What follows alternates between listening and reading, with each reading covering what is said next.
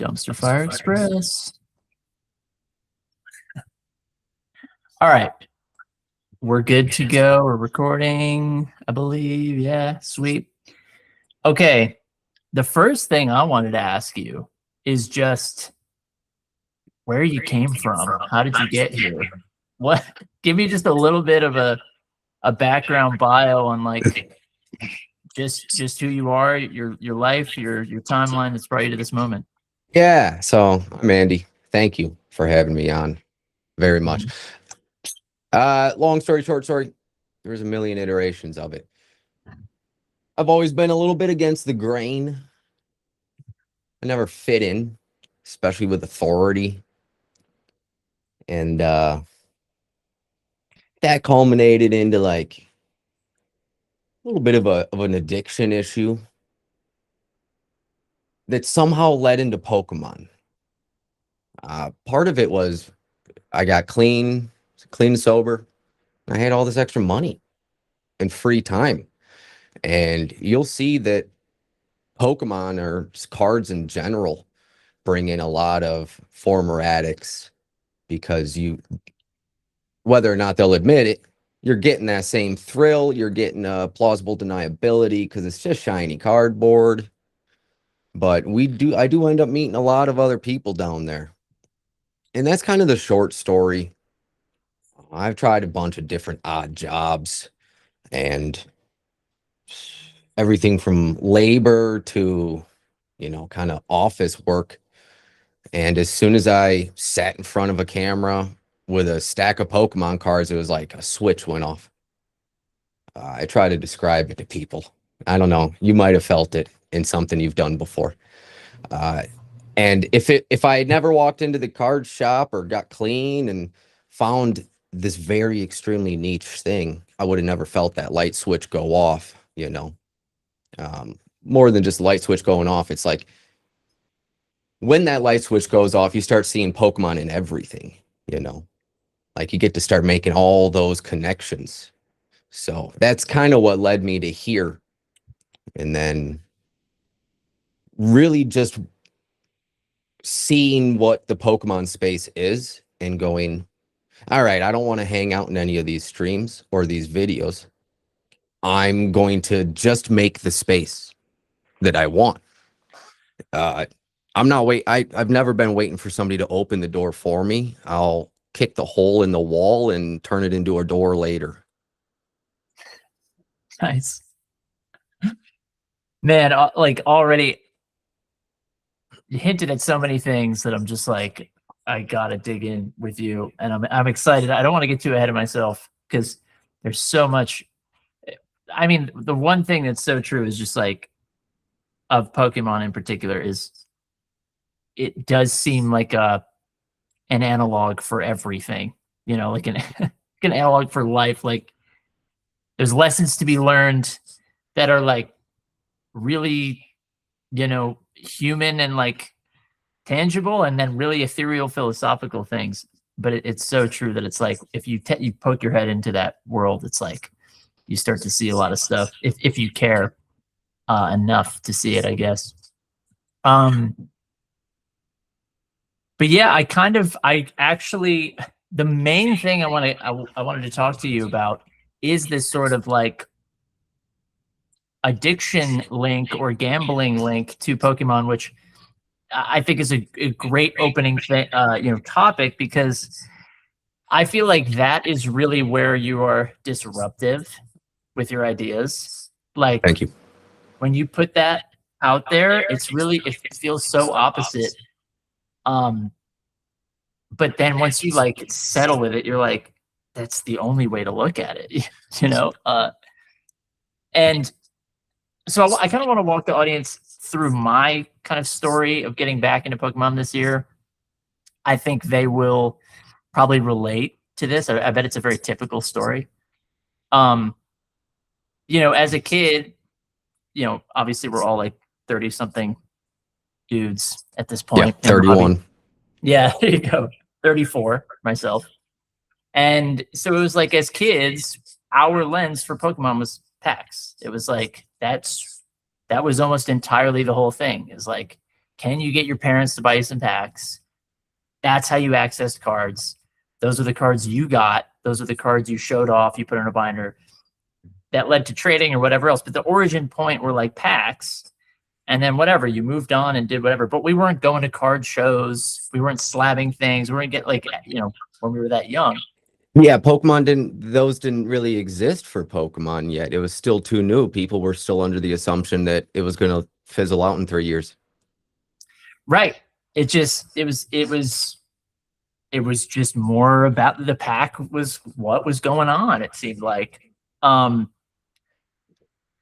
When in this resurgence with all of these adults coming back in 2026, having had that experience, for me, it was kind of like, oh, I know what I'm doing here. I've been here before. Packs, you know, like, what else do you do? What else is there? You know, everything else seemed like alternative, distant, deeply nerdy, you know, participation. Like grading was like, oh, I'm not looking at any of that.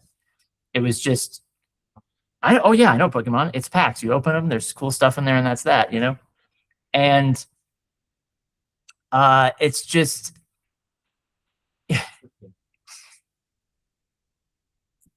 well, you didn't know what you were missing because you didn't know what existed. How do you miss something that you don't know exists? Right.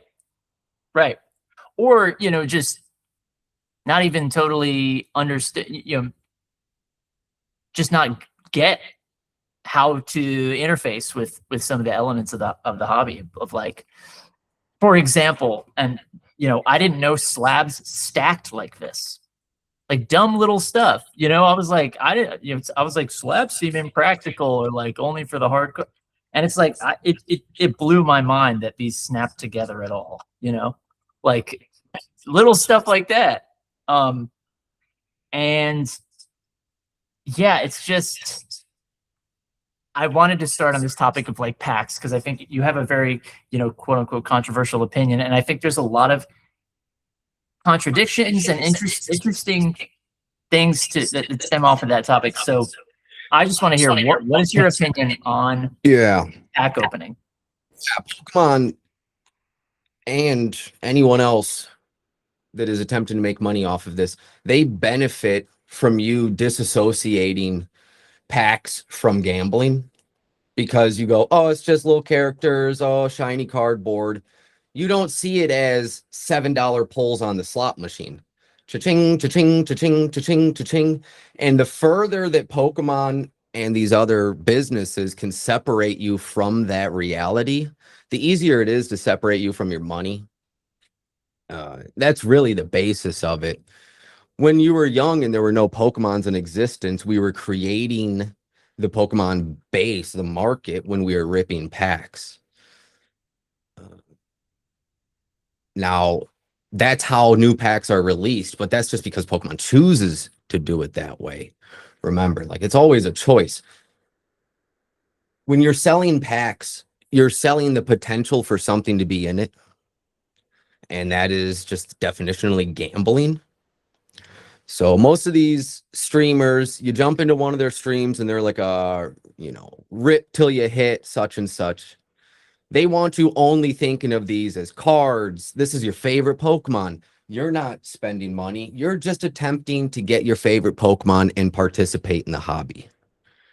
But we've got such an embedded gambling culture in the United States. Their lobbying power is so big now that there's people in the comments of my videos defending and be like, well, it's only gambling if you try to make money. Like,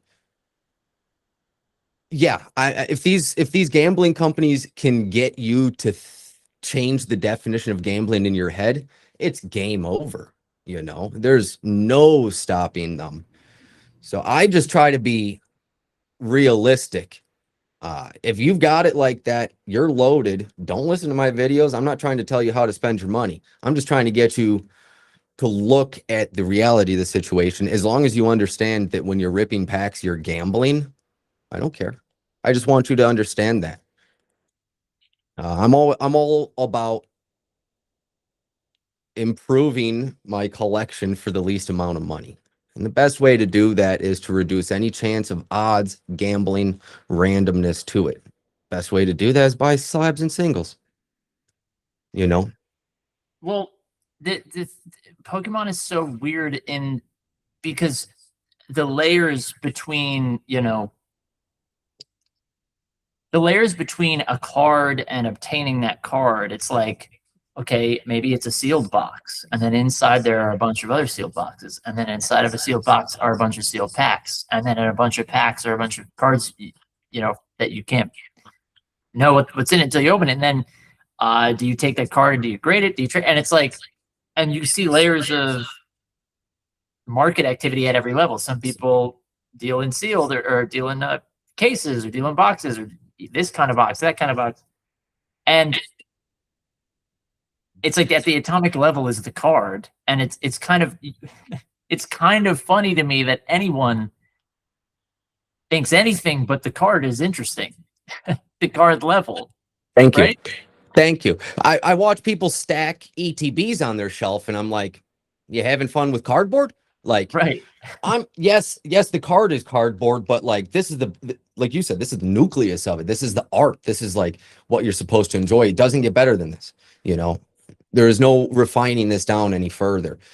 But everyone likes different levels. I mean, I get people defending, I have so much fun staring at my UPC.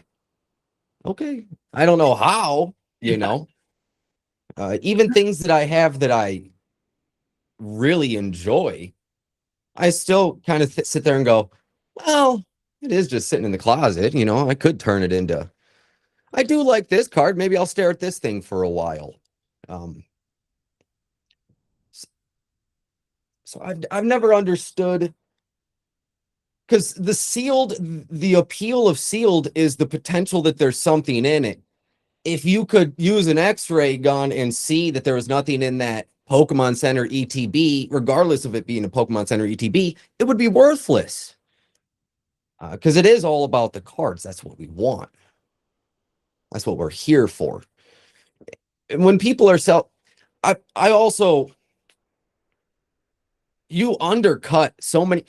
Are you tired of scalpers? Are you tired of MJ Holdings? Are you tired of all these other people sticking their fingers in the pie? Well, you can literally bypass every single one of them, not line their pockets, by just buying the slabs and the singles. Right. These guys are operating on credit most of the time. So it doesn't take much, like just a little bit of time of not buying sealed. And, the tune changes, the attitude around the market, the prices completely change. You usually see price changes occur before the end of the first month of a set being out. Right. Like, I enjoy I enjoy sealed stuff, I guess, but it's kind of like, well, doesn't any Pokemon fan enjoy the fact that there are Pokemon cards in their possession? Like like it's such a they'll argue tooth and nail with you that I don't care what's in it. Right. Okay. Well, then rip it, or because the same people that are hoarding sealed are the same ones talk about how modern's not going to be worth anything in the future. Well, then rip it. Yeah. It's a cheap rip then. Yeah. I always say that the wrong way to collect is by telling someone else how to do it. So if you do truly enjoy staring at your box of ETBs, then go ahead, but for the vast majority of people, I try to make information that can be consumed by the majority. Isn't that kind of ideal? Isn't that kind of what you want? So if you're one of these few guys that has fun holding on to sealed boxes, go ahead. You keep my value high. Right. If you're keeping alt arts locked up in ETBs on shelves that we'll never see, keeps populations low. Right. That's fine with me. The thing about box, like, yeah, I see what you mean, where there's just a lot of, paradoxes or like oxymoronic things to like the sealed collectors, where it's like, just admit, and right, it's so rare that somebody like hoarding a bunch of like whatever booster boxes, ETBs, like they're not going to tell you, oh, this is my shit. I just love, you know, there's a dose of dishonesty to be like, like, if you really just love that 151 ATB design, you can like open it and keep it, display it. Like if the box is You like, could buy an empty box and fill it so that it's the same height. You know, you could buy an exactly empty box and save yourself the money. They're lying. They're right. trying. There's a little bit of like a, oh, see how into collecting I am. I can even enjoy just the boxes. You know, and Yes, there's an air. It's like pompous. You know, you get a little pompous energy I from it. think right. I think pompous is good because it's like, oh, you're above. Like it's like, okay, why are you so scared to rip it? And it's like, you know, just tell me you're trying to flip it for what, a $200 profit. Or they don't want to admit that there's nothing in it. Because again, it is all their value, everything about that is the potential for there to be something in it. Without that, it's nothing. Yes. This carry on. No, that was it. Okay. And This was that's what these, sorry, I guess that wasn't it. That's what these card shops, you know, people who make their pay their bills on packs hate talking about hit rates. They hate talking about um the how low your odds really are. They hate talking about the price of buying that card versus ripping to hit that card, because as soon as you make the distinction that, or the relation that it is gambling and that my chances are this low, you stop ripping. They do not, right. Pokemon included, does not want you to stop ripping. Keep ripping no matter what.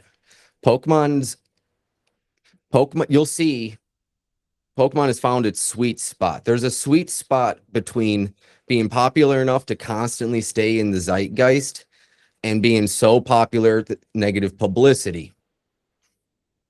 Like I always refer back to when Prismatic was getting released, and there was a lot of videos of people pushing each other in line at Costco to get boxes and stuff. All Pokemon has to do is come out with a statement saying, we're going to release more in the future. And that quells the urges and gets us right back below that threshold of it's still popular, but nobody's trampling grandma. Right. That's exactly where Pokemon wants to be. That's where they've been at for the past 5 years.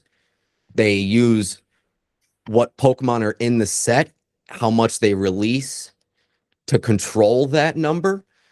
And that's what all the other card companies are attempting to do that. And they can't find the sweet spot because it takes a lot longer than 4 years of being a card existing to find that sweet spot.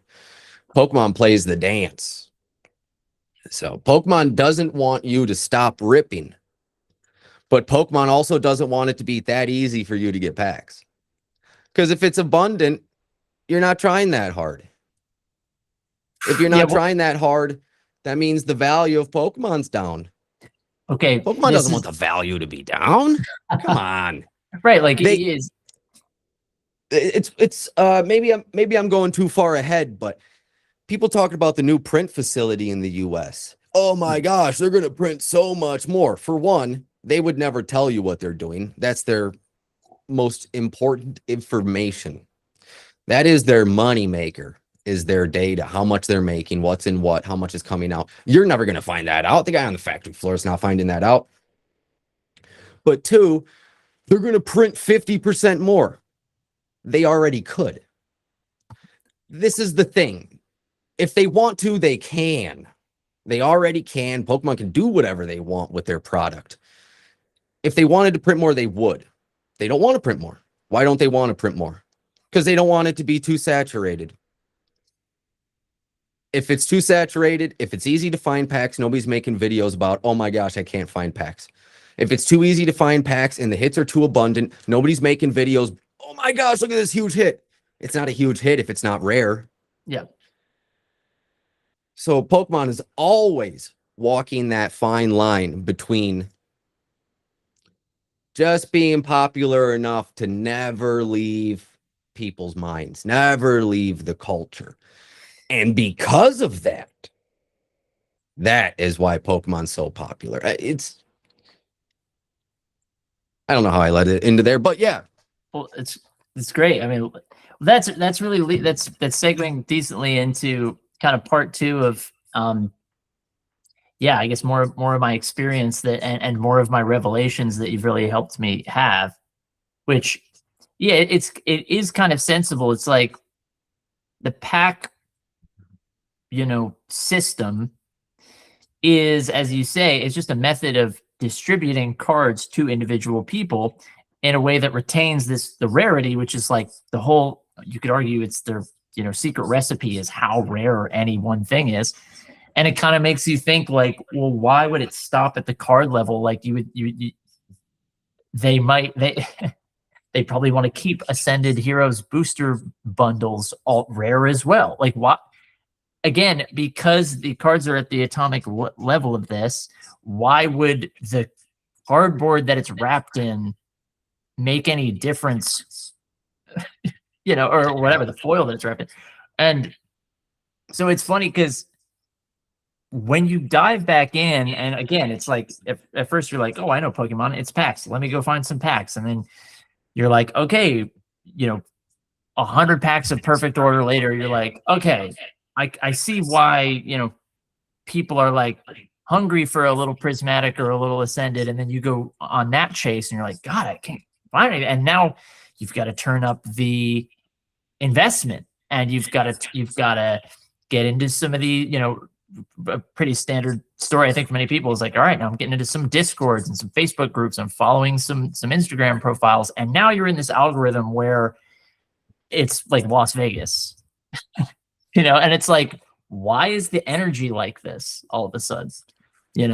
And they're treating you like a dumb baby, like, oh my God, they might have Ascended Heroes next Thursday at lights, loud noises, buy, no time to think. And and so it's disorienting, and and it's your whole experience becomes, okay, how can I get packs? And man, it'd be nice if I got some of those, what I think are premium packs, like Ascended Heroes or something. And it forces you into like, okay, well, this is going to take a lot of mental energy, a lot of commitment.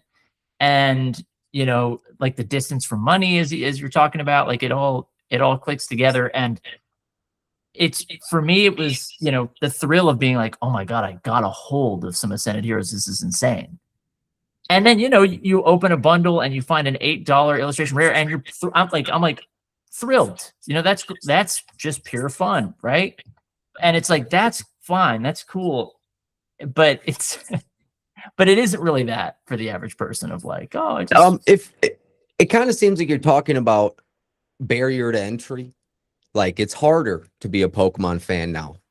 Yes, yeah. And I'm wondering if you're kind of saying Pokemon is engineering that a little bit, because if everything was abundant, anyone could have any card they wanted at any point, there wouldn't be any activity. There would be no completely. Yeah. If your card wasn't valuable, rare, or cool, nobody gives a crap about it. Pokemon definitely walks a fine, again, they're walking the fine line between, we are at our core, we were a child's company, but children don't have money. Kids aren't buying their own packs. So you don't want to just appeal to children. You need to appeal to the parents too. So Pokemon likes a barrier to entry, and you'll see the barrier to entry be different in the different things. Like the barrier to entry in the video game is just buy the game. The barrier to entry in watching the TV show is just watching the show. But for cards, the barrier to entry keeps climbing and climbing and climbing. And I have an unpopular opinion, which is good, because I enjoy a barrier to entry. For one, I like trying hard at things. I want to try as hard as I possibly can at something. I want to be the best that I can be at my said thing. So if there's a challenge for me to overcome, I appreciate that.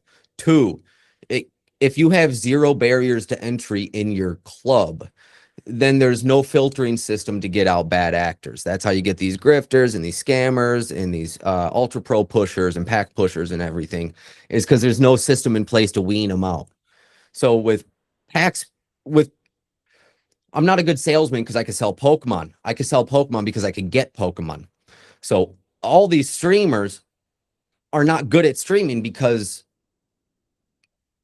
they're only good at streaming because of the Pokemon. So, oh man, I just lost my train of thought. The pack pushers, the barrier to entry. I appreciate the barrier to entry because you get to filter out the bad actors. It helps. Now we see a lot of bad actors in the game right now because literally the barrier to entry into Pokemon right now, not being good or bad, but just to get in is getting packs. If you can get packs, you could turn around and sell them and make money, and you feel like you know what you're doing and are learning the game and being involved. But to get good at it, for this person to understand what makes this card more popular than this card, besides it just being the price, that's the barrier to entry that I enjoy, because I enjoy a skill level. I enjoy keeping out the bad actors, which it unfortunately keeps out some good actors that don't have the time or the effort to put into it to get into it. But that's just, that's an unfortunate reality of it. But the people that really want in Pokemon, they watch the videos, they learn, they research, they do their homework.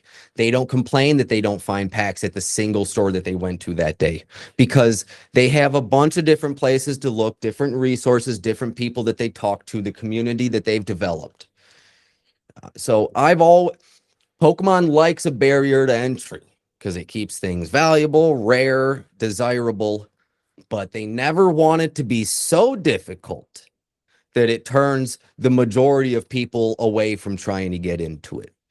And Pokemon knows the power they hold. We go right back to they just will release a statement, Pokemon hates. They've always been this way. They're so tight gripped with their IP and their copyrights. They're such sticklers. They just passed a rule that at officially sanctioned Pokemon events, you're not allowed to sell slabs. Right. So don't leave it up to Pokemon, because if it were left up to Pokemon would make it illegal for you to sell, trade anything that you own that says Pokemon on it. I mean, they are brutal. They are like one of the most bloodthirsty about their copyright and their IP. So it's funny to see that Pokemon wants to make money.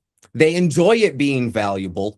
But no, don't you make money off of it. We don't like to see you do that. That gives us a bad name.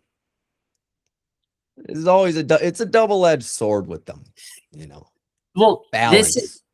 Yes, this is one of the interesting things I've landed on, kind of on that point of like, it's such and we keep circling the drain on a similar thing, but it's such a pack oriented system, right? And you're kind of out here being like, skip to the end and just work in that realm. There's a bit of a paradox there where it's like you're recommending, I'm going to walk through kind of an almost conspiratorial sort of thing.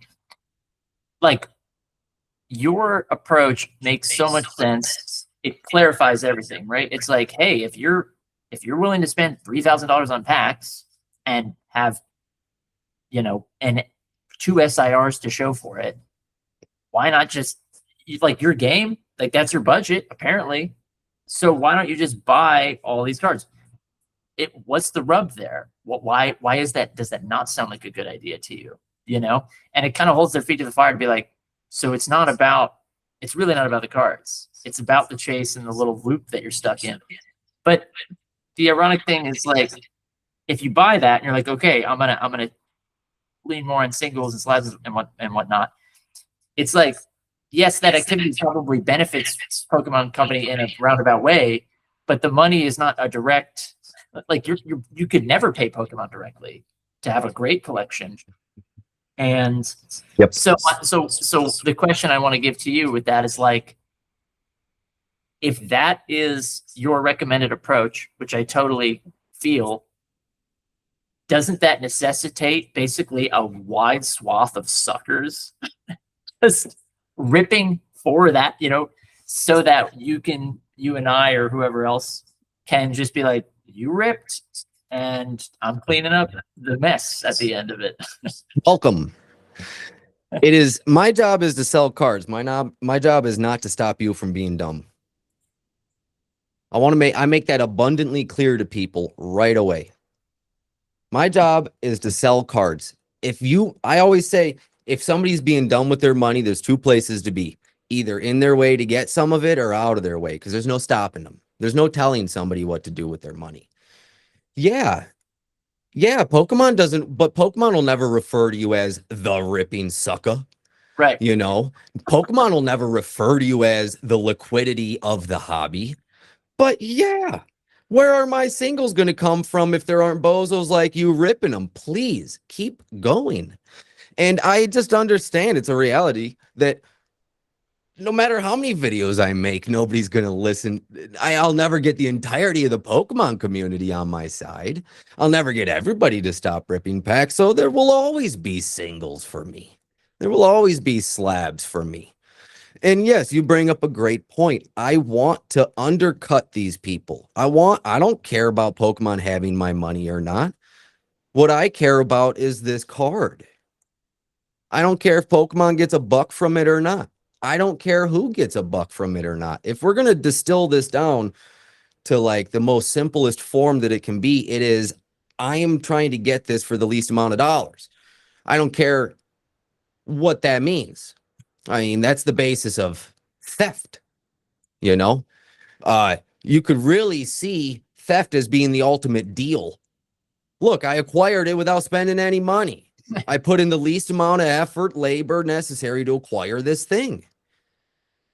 Now that's illegal, but yeah, undercut them. If you're unhappy with them, quit giving them money. You know, like these guys that are charging you so much for packs, well, quit buying them. If a few people every single time you go to the store decide, you know what, I know what card is in that set that I want, I'm just going to go shop for the card, the prices of packs will come way, way down. It's a cycle. Pokemon's pricey because it's pricey. It's going to take a little bit of time for it to come down. It's going to take habits changing for it to come down. Right now, you get a pack off the shelf, it doubles the second you get it, you know, home and on the internet. Mm-hmm. All you want, that didn't happen overnight either. When I first got into Pokemon in 2022, 2023, 2021, there was Evo Skies on the shelves.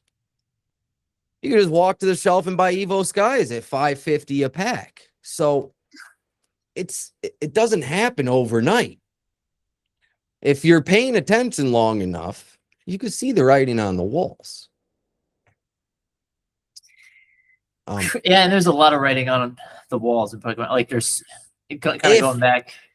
Yeah. If somebody is willing to teach you what to look for. Yeah. Because if all I care about is pushing packs on you, I'm not going to tell you where to go find a case.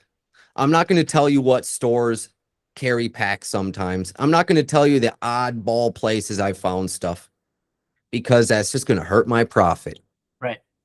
Keep you uninformed, keep you knowing just enough. Like you said, back in the day, it was, well, I know that I just got to get packs to get the cards. Good. Stay there. Right. Don't look beyond that. Don't look deeper. Don't. Right. Nope. You're good right there. Just stay there. Stay comfy while I'll keep feeding you sets.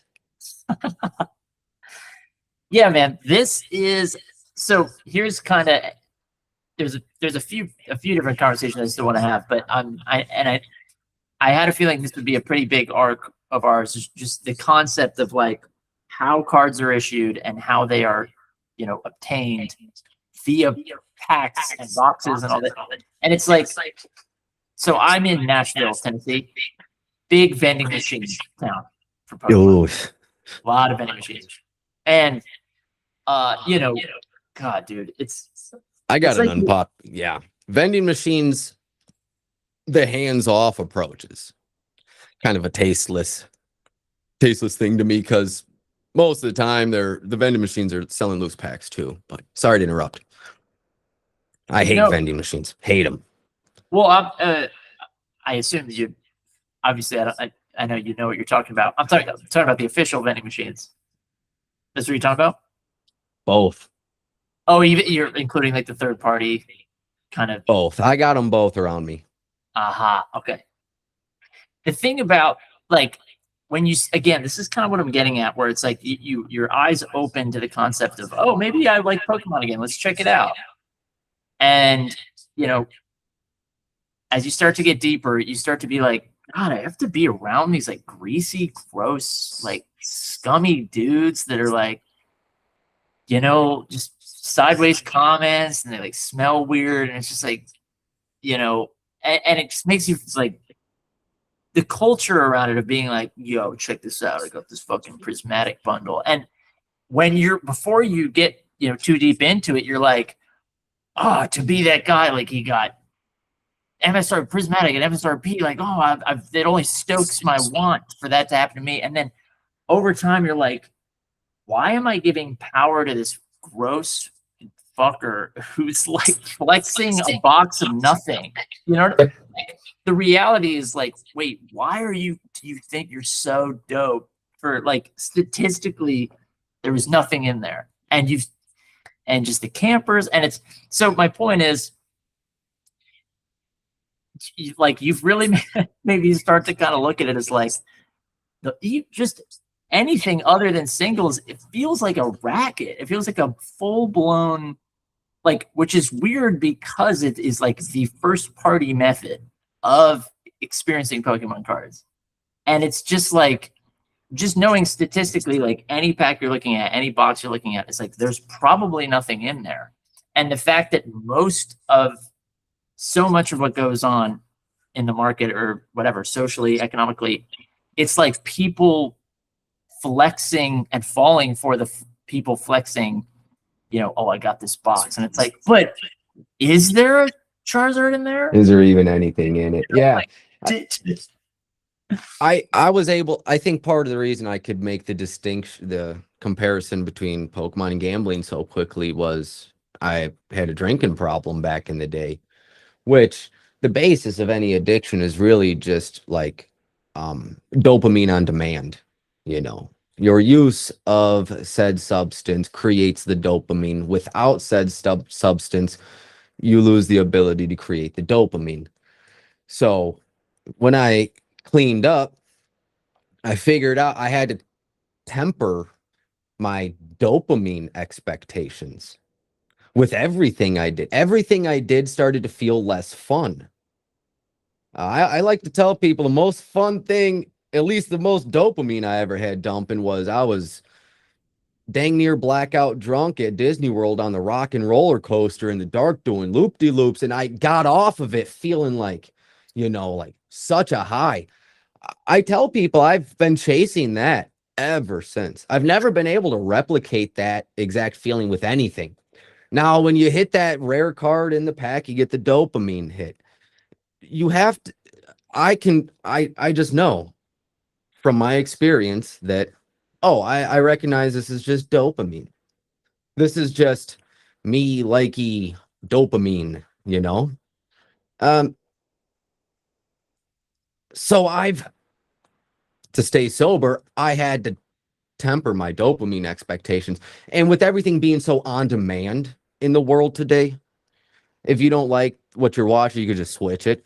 We had like 100 channels growing up when I was a kid, which is still a lot of options.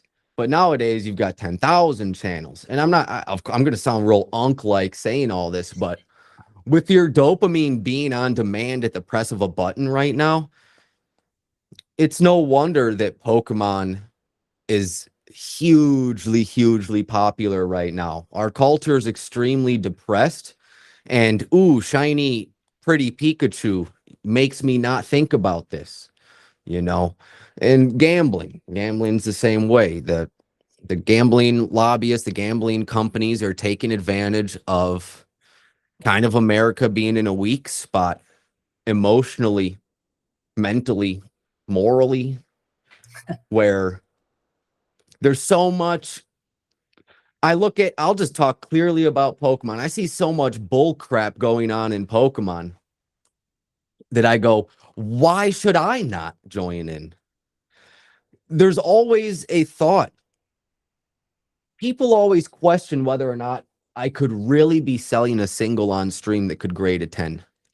Because the reality is, if it's going to grade a 10, why am I not going to grade it myself? Now, you either have to trust me or you don't, that I sell this because I want somebody else to enjoy getting a 10. I don't need to get the 10 to get my money. I don't need the money. Everybody will say that. Saying it. Now, somebody actually believing it. Right. You know, I try to prove it. But you'll never. Yeah, sorry. Again, I lost my train of thought That's on that okay. one. I'm rambling. That's Bring me good. back. Throw me back It's in. all good. Well, man, now where were we? Yeah, I liked what you were saying about, maybe Pokemon is having there's a number of reasons why it's resurging so big, but I do. Thank you. Got it? Great. Yeah, resurgence. Part of it's I made a video about it where I said, damn it, if we don't have a choice in whether or not there are drones flying overhead constantly monitoring us, can they at least look like Looks like a Butterfree? Pidgey. Yeah, Butterfree, Can yeah. they at least look pretty? There's that. If people perceive everything as sucking, I'm just gonna do the thing I like. I like Pokemon. Oh, Pokemon's valuable. Oh, there's something to it.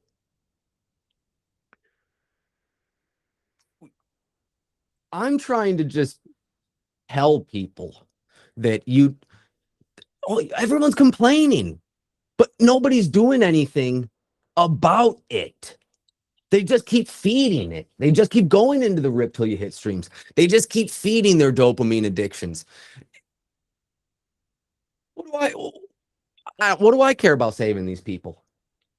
There's always an element of that. Like, that's what I was saying. What do I care about stopping these people from wasting their money? I should just join them. Why would I let this person take this single that they could grade and get a 10 when I could make the $300 grading it myself? That's just a symptom of people feeling scarcity, a sense of scarcity.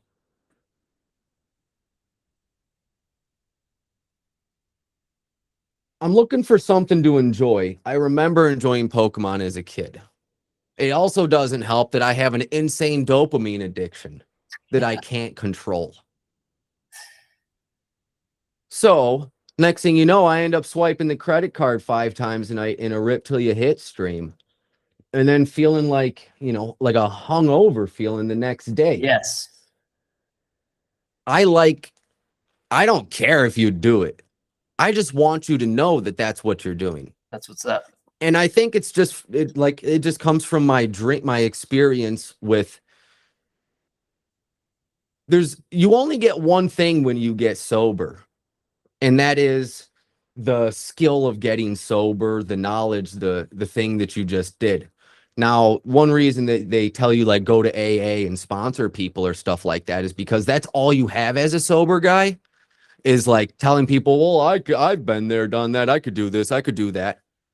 So yeah, there's a ton of that comes out in my videos. And a lot of people will tell me, or question, well, I made that video about Ultra Pro. Yes. Telling people where I just don't think it's really cost effective. And then next thing you know, people ask me, well, who sponsors you? Nobody. Oh, but Nobody. That's kind of the point that I'm trying to make, is that in this hobby, I could go down a million lanes. Every time I think of another idea, I mean, that just got me thinking about, sponsored people in the Pokemon game. This perception of, again, Pokemon Ultra Pro, these companies, they want you to think that this person is just been building their collection and does it responsibly and happens to have $5,000 worth of binders alone in their room. That's no different than that's just marketing 101. It's marketing 101. But there's the culture shift. I'd like to say that, oh yeah, as soon as my videos got popular, I felt the culture shift. right. No, it was there, I think, kind of as far back as Prismatic. Prismatic was a set that really was like really expensive before it came out, and it just kind of made people tired because it was right around Christmas. And I think that was the set that woke people up a little bit, because right after that, as soon as the set released, it was like $10 immediate. Now we've seen prices come down and there's all sorts of that. That was, I think, the Ten straw. $10 a pack, you're saying? Yeah, $10 a pack when Prismatic was released instantly. Right. Before it really just, when there's a really good Pokemon in a set and then you can't get it, can't get the packs at all. You can get no involvement in this section. It's really discouraging to people. And I'm trying to tell people, don't be discouraged. Just fight the dopamine addiction, get the card. But everything is dopamine, everything is gambling. It's so unavoidable that I feel compelled to just remind people, like, hey, you don't just because they tell you you can get your soda cheaper if you get a random one doesn't mean you have to do it. Right. Like, you can get your soda. Get rich quick is big right now. Oh, yeah. Not that has ever not been big, but But people I feel see. what you mean. It's particular. There's a weird aura around just money making in general. It's more pornographic and, salacious than ever. Good way to put that. Yeah, this younger generation looks down upon making too much money. But back in my day growing up, how much money you had was kind of like a sign of either how hard you worked, or how smart your creation was, how much effort you put out, how much you help people. Nowadays, people see somebody that is a multimillionaire and they go, there's no way they got there without hurting somebody. And I Right. understand, because it can seem like your world is gate kept from you until you have a certain amount of money. And it is true. That's what my video was today. Is like, I'm trying to tell you that money will set you free. Hard work is what'll set you free. You're not going to get far ahead in the Pokemon hobby if you just jump into the hobby and expect people to hand you cards or give you the most rare thing, give you the pack that's got the hidden, and everything is going to take work. Pokemon presents an opportunity currently where you can make considerable amounts of money with the sweat off your own brow, the knowledge you obtain, without ever having to ask anybody for help in it, without ever having to go through somebody else for help. That is what is extremely desirable about Pokemon. That's why I call Pokemon the Wild West, because collectibles is the Wild West, where it's unregulated. We know why it's extremely popular right now, not just because of the innocent people like me and you that have fun in the hobby, but because there's some nefarious actors out there that realized, holy crap, we can move a lot of money without anybody knowing, very quickly, quietly, silently, for cheap. Mm-hmm. Very small space.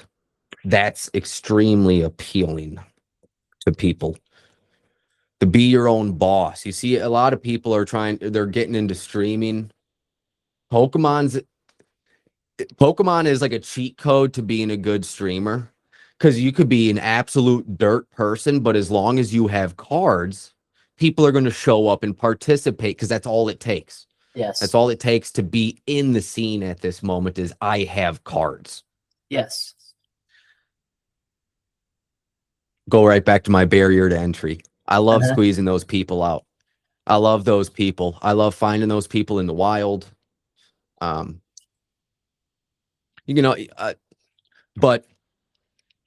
Pokemon presents an opportunity. A couple years ago when they allowed Pokemon for sale in China, that was a big. That should have been a big eye opener for people. Mm-hmm. There is so much English product that is being bought and sent over to China where we'll probably never see it again. Just because of the way China is. Uh-huh. They're a communist country. Their laws about ownership are a little different. How into China can I go? I know you love China, or love talking about it. I think it's just an area where people are forgetting. Mm-hmm. There is the Chinese customer base, population, understand there's a lot to be learned from the way that the Chinese store their value, since they're technically not allowed to own anything. Right. There's a lot to be learned from Chinese investing. They invest in what they think is going to be needed down the road. So when they thought that their population was over 1 billion people, everyone invested in real estate, because where are these people going to live? Well, they lied about their population numbers. It's closer to more like 600,000. So the real estate market started to crash. What do we do to secure our value? Well, if you're a Chinese citizen, you're not looking to invest internally in China, because that defeats the point. When you're investing, you're trying to divest. You're trying to have diversity to it. And even the people in China understand that they're under communist control. I don't want this to make it seem like this is all the popularity of China. But there's definitely this mindset happening in China where people are just turning it straight into an investment. And I always just make the comparison. Their population at 600 million people is still almost twice as large as ours. It doesn't take that much of an increase in popularity across the country for it to have huge effects. Millions of people participating in it. So Pokemon's getting popular. It's presenting an opportunity for people to have control, autonomy over their own value, that also is showing that it has international appeal, popularity. And don't forget, the whole idea behind currency is your dollar bill is not going to be recycled into body armor or tank metal or into a data center. The whole idea behind currency to begin with was a replacement, a placeholder for said value. And what's better for a placeholder for said value than something that's internationally recognized, that the laws can affect very much, and that is actually like growing in value, a finite resource? Isn't that the idea behind gold? I could go on, because I really do strongly believe that's one of the reasons I'm so into Pokemon is autonomy over it. I can let people in as much as I want, or keep them out as much as I want.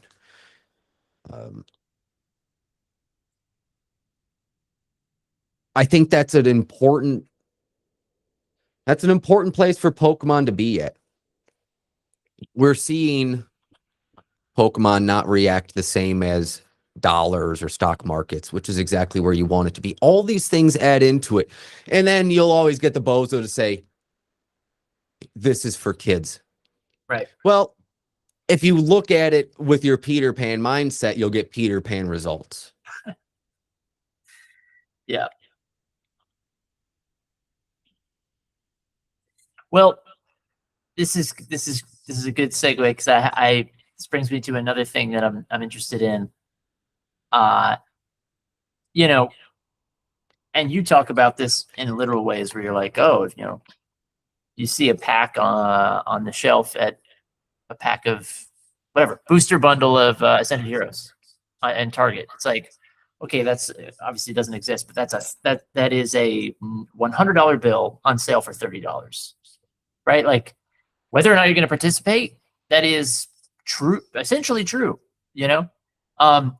And then you also get to the card level, and it's kind of like, you know, Pokemon cards are almost a currency, you know, or they're stores of value, you know. Like one of the biggest eye openers you gave me was like, you know, okay, like some slabs under your bed that, you know, that total $1,000. It's like, it's a pretty good bet that it'll be $1,000 or close to it, or maybe double. And it's like, no one's gonna, you know, this isn't in a, you know, there's no microchip in here. There's no, it's not in any registry, or, you know, it's just a thing you got. And it's just this money layer on top of Pokemon that is kind of, you can't really disentangle it entirely. You know, where I'm headed with this is like, you know, you did that, I think, the video today where you're talking about like, you know, the people that are talking about like, oh, get the money out of this. Money is evil. Or like, you know, if you profit off of this, like, you're the asshole. And there's a huge parallel there with music, which is obviously my sector. And money, especially in music, is obviously, it's like the most fraught thing ever. It's like you're a sellout for the smallest things. Yeah, you're supposed to be an artist. You're supposed to starve. Right. Oh my God, dude. And this is why I connected with your stuff so much, because we're very aligned in this video you put out today. I was like, that is my exact philosophy with music, where it's like, who do you think, you know, if you're an artist, you could save someone's life with your song. Many people's lives. I mean, that has happened, you know, certainly. Statistically, I have saved lives with my music. I've had people tell me straight up. And then beyond that, you know, who's all the people that don't mention it, and whatever. You don't even have to get that dramatic with it. But the point is, who should have the money? If not the kumbaya artist who wants us all to like shouldn't you have all the money? Good point. Yeah. What, you're in favor of Pokemon and these other big streaming conglomerates having the money? What about me working the card shop out of my basement? I'm not allowed to make 50 bucks tonight. Sorry. Fuck me, you know? Yeah. No, there's an expectation that, I understand what you're saying. The starving artist. There's a thing they do around here called the Starving Artist Art Fair every year. I see the signs every single year. Wow. There's an expectation that because you're in art, or that I'm in Pokemon, that I can't make money, that we can't make money off of it, or that if we do make money off of it, it's a bad thing. I can be bad a million different ways without Pokemon. And without money. And without money. If anything, this is keeping me out of trouble. Right. Having an honest means to an end in something that is enjoyable, like Pokemon. I've said that you meet a lot of like-minded people at the bottom. So, you know, like the addicts, the fast money guys. The fast money guys like Pokemon, because there's no difference between slanging these slabs and slanging Coke. It ticks the same boxes for these guys. The fast money off the books. Man, okay, here's another thing I wanted your opinion on, because again, I really do see you as someone very similar to me in your respective field of Pokemon versus me in independent music, which is like, when I first started getting into, and you can correct me if I'm wrong, it seems to me like it didn't take you long to kind of get the lay of the land and kind of smell the bullshit and figure it out.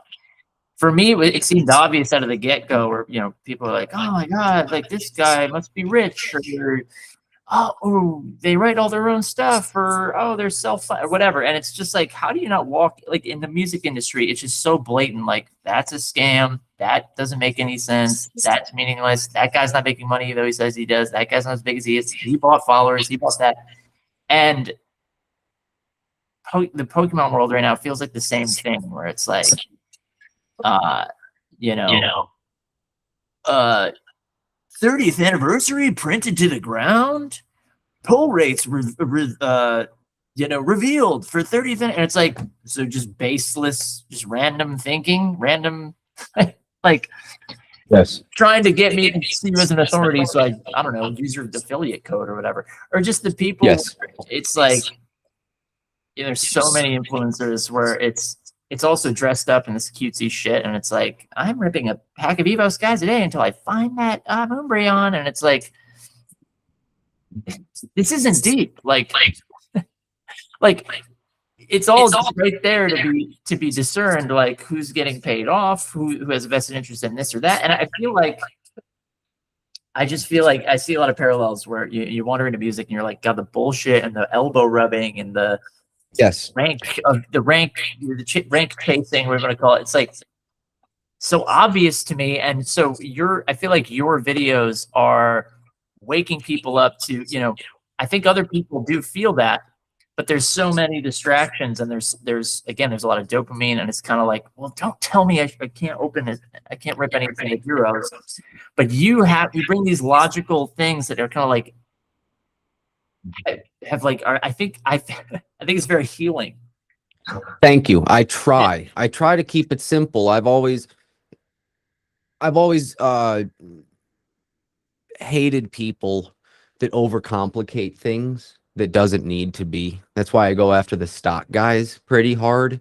Yeah. Because I feel like they get a kick out of like, look where we are. We're in our little private club that like, you have to do this, and this to get into.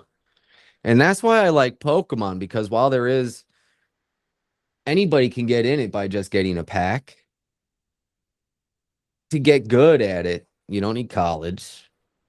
You don't need a certificate. We don't need this guy to sign off on a paper saying that you understand what you're doing. It appeals to people that just want to have some sense of independence. It appeals very strongly to me in that aspect. It's also kind of like if you have taste, it's kind of like your taste, you know, like if you just know a card's good, you know, if you just like that, the perfect order Clefairy, you know, I really believe in that one. And it's like, and it's better than the Clefable, yeah, I'd say. Yeah, nice. Yeah, I would agree. The Mega Clefable, and it's like, I don't know, like it does kind of reward. Like, well, I think the things I think are cool. Like, I'm early on that. Even if it's at a little win of like, oh, I bought this thing at like 20 and sold it at 40. Yeah, that's crazy. You definitely get rewarded the longer you stay in the hobby. It becomes more and more rewarding, as with anything, time, effort, knowledge that you put into it becomes more and more rewarding. Yeah, there's always a good feeling. I don't want to toot my own horn, but I've made quite a few predictions that have just played out to be true. And it's not that I'm like Nostradamus or I'm some genius. When I say Pokemon's going to continue to go up, I'm not a genius. I just look at what it did. I look at what's happening currently and I go, is there any reason this is going to change? So I like Pokemon because an uncollege educated, pick any one of the names they call me on the internet, guy like me can be a standout in it and I didn't have to pass any of your tests. I didn't have to jump through any of your hoops. I got to prove Yeah, it's very, I feel a very strong sense of satisfaction the past couple of weeks because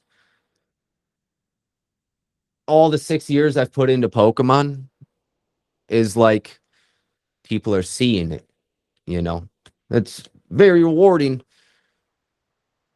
And because the barrier to entry is low, but to get good at it is so high, there's Right. people getting hyped up just because they have access to packs and there's people watching their streams. Just sponsorships, all of that. You just got to be careful. It's so popular. You got to be careful of inorganic growth. You have to watch out. Yes.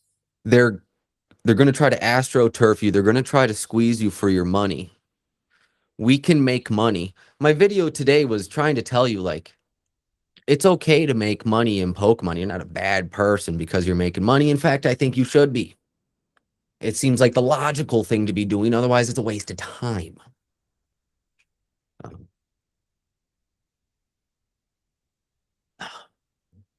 Yeah. Sorry, I trying to see if I had another. That's it. It's That's all it for that great. one. It's all good. Um. Yeah. I I have a few. I have I think one more. A couple more topics.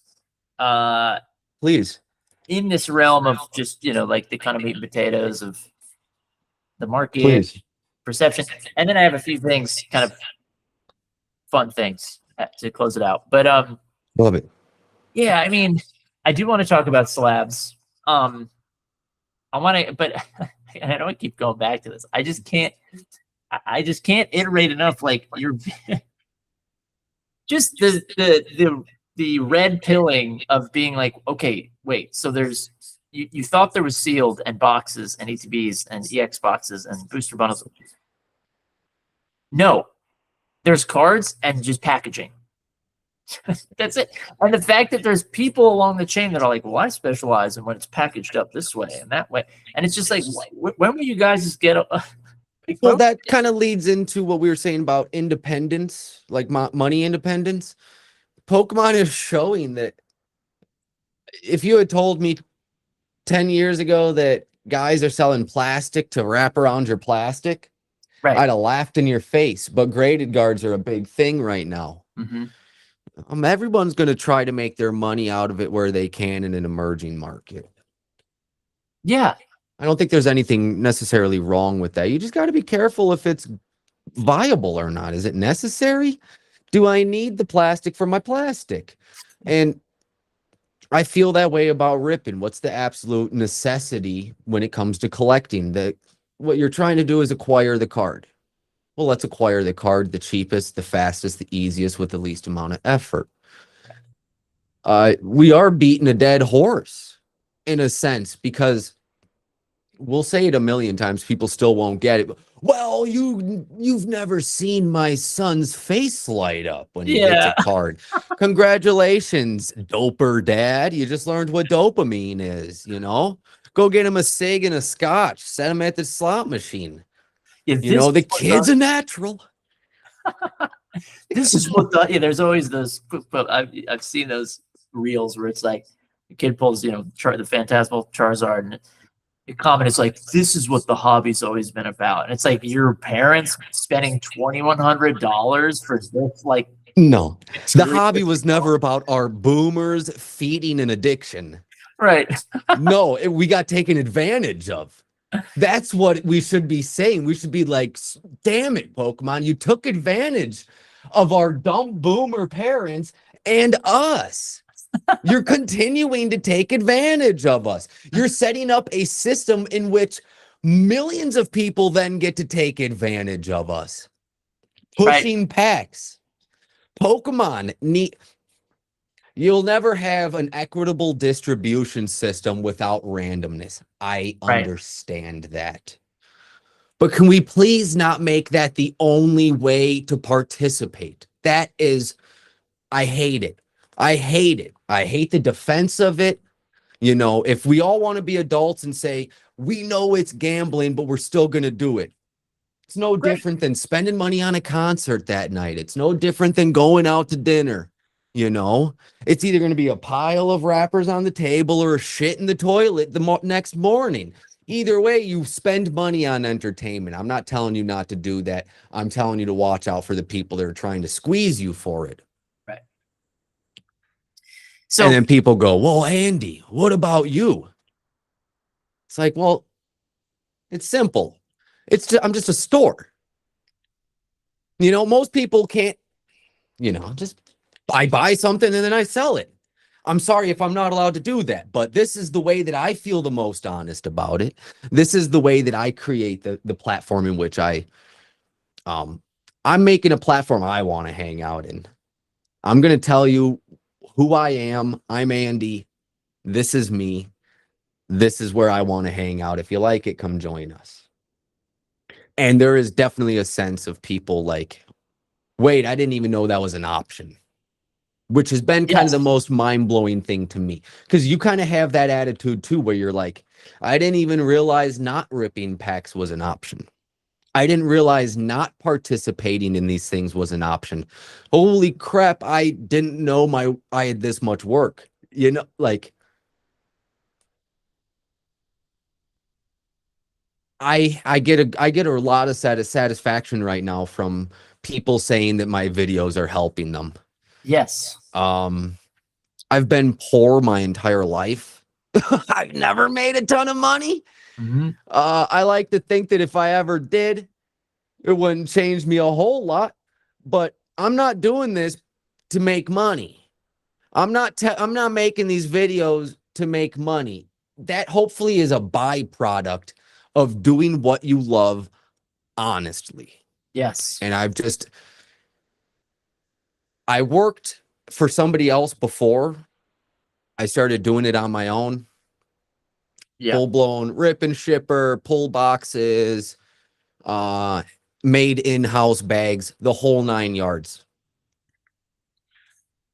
You start spending so much time with people, you develop a friendship. I'm not just the guy selling Pokemon cards. I'm streaming 8 hours a day every day this week, and I see the same person every day. They're telling me about their troubles in life. We're sharing. I'm then pushing overpriced products to people. As soon as those people got any level of wisdom or intelligence in the game, they looked at me like I was evil, which I was. And I was. I was the mouth of Sauron. I was the hand of Sauron. So I'll be the first to admit that that's where I cut my teeth. That's where I learned my game. But it also taught me that if I ever get the opportunity to do this for myself, exactly what I won't do, because I saw the byproduct of it. These streams are going to have a lot of success just having Pokemon cards. You will see success. Have Pokemon cards make money. Long-lasting success, impact on the hobby. Are they helping people? I think the natural progression of somebody hanging around stream should be, jump in my stream. I'm new to Pokemon. Hang around, learn a little, maybe spend a couple of bucks. As you learn more, you outgrow me. You should outgrow the need for me. Yeah. You should essentially become the me for yourself. If you're doing this the right way and learning, eventually I'm not the guy teaching you. Eventually we're at the table having a conversation together. Yeah. That's what I want. Mm-hmm. I want that. It's a healthier customer base. It's more honest to people. I sleep very well at night, knowing that people can make money on what I sell them. I sleep well at night knowing that people don't waste money. Yeah. In a hobby like Pokemon, I liken it to being not a drug dealer, but like a bartender. It is like a drug dealer too, but I liken the streamer job of being a bartender. Yes. Or a barber or something. Yes, you're sober like me, so you don't drink, but you still need the community. Your hobby is Pokemon. I'm live. It's a meeting place. It's the bar. Andy, the streamer, is the bartender. Hey, Bob, how's it going? The usual? Yep, I'm looking for Charizards. Yeah, no Charizards today. Anything else I can help you with? And then you hang around and you yap. Yeah. Create the opportunity for good stuff to happen. It's easy. You don't have to rob people to make money in this game. Well, it's again, this is a lot of this is leading well into the last few topics I have for us, which is like, you know, the thing about Pokemon that I, again, as an artist, where it's like everything I sell is something I made from scratch. You know, like when I sell a vinyl record, it's like the price, it's like, well, I made something that I think is worth $35 and everyone's spending $35. That's what it is. And I can push it up or down. And the difference is with Pokemon, it's like everyone's selling Pokemon. It's like, no one made this. Like, no one selling it can speak to the quality of the, vouch for the quality of the card. I mean, you get what I'm saying? They can't speak it, as if they created it. So it's kind of like, well, then why should I buy from any one person? And it's like, well, all that's left is vibes. All that's left are vibes, or like curation and yes. And fairness, transparency. Yeah. Yeah. Well, say the first part of that again. Like, if you're buying Pokemon cards from somebody, what you're really like it's more, especially with the transparency of information and pricing information. Like we know this costs $50. Why give it to this guy over that guy? Yes. Sure, maybe, well, for one, they have it. Yeah, that starts there. I had that discussion with the guy in stream the other night about, I learned a lot about how to value my time in this hobby, because Pokemon's the only job I've ever been in where my hour of labor means nothing to the value of the product. Right. So I wasn't a hardcore trades guy and sold like coax cable. I did like roofing, light trades. Had a lot of friends who are in the trades, see a lot of trades guys in the hobby because they understand value of time, and tradesmen understand value a lot better than most people. Trades guys always use the example, well, when you hire me to come fix your toilet and I charge you $150 for 15 minutes, you're not paying for 15 minutes labor, you're paying for all the experience and my ability to fix it this fast. In Pokemon, even though I can bring that value to the hobby, I'll never get it recognized by anybody buying. So if I have $100 slab, no matter what video I make, what I tell you about it, this is $100 slab. I don't get to increase any value. So that made me learn, for one, I learned the value of my time. I see these guys that are like, I'm buying a scanner to sell bulk. And I go, hey, if you think your time is worth 50 cents an hour, that's on you. Right. That's a habit that you're in of not being able to value your own time. Mm-hmm. But Pokemon, if it's a $200 slab and I slap an extra $20 on top, I will get berated by people for it, regardless of what I try to upsell it as. Like, oh no, but it's me. I have good reviews. I can tell you about Pokemon. Nobody cares. Nobody cares. It's like the same way that the guy that's digging the gold out of the ground isn't worth the same as the gold. So I had to learn.